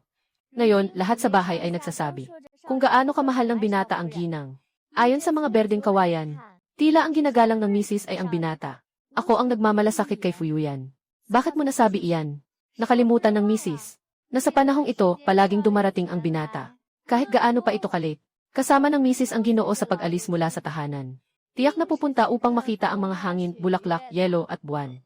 Pupunta upang makita ang mga hangin, bulaklak, yelo at buwan. Pupunta sa sementeryo sa gitna ng gabi para sa mga hangin, bulaklak, yelo at buwan. Ang mga tao sa bahay na ito ay walang isip kapag nagkukwento ng chismis. Mahal na ginang, matagal na kayong kasal ng Ginoo. Laging nagtatanong ang matandang ginang doon. Kailan kayo magkakaroon ng anak?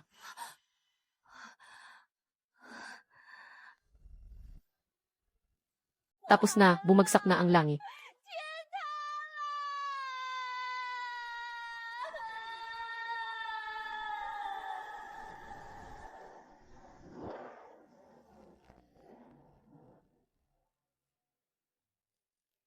Ah,